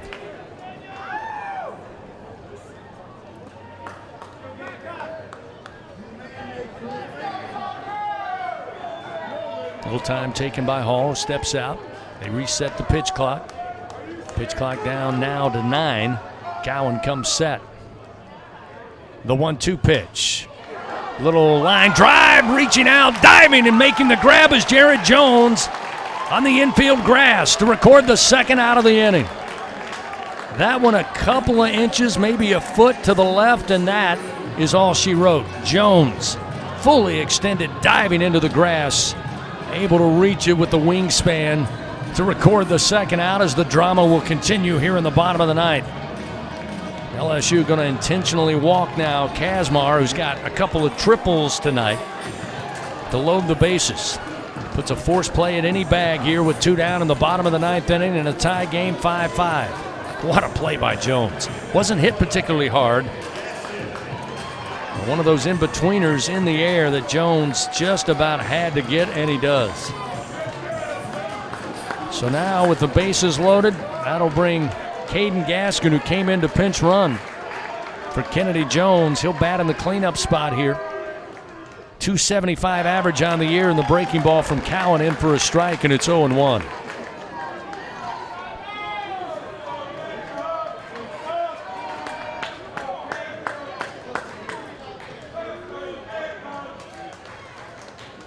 Bases loaded, 2 outs, the 0-1 pitch.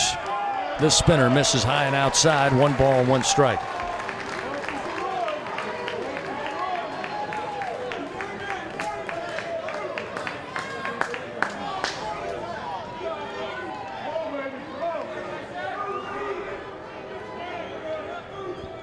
Here's the 1-1 pitch.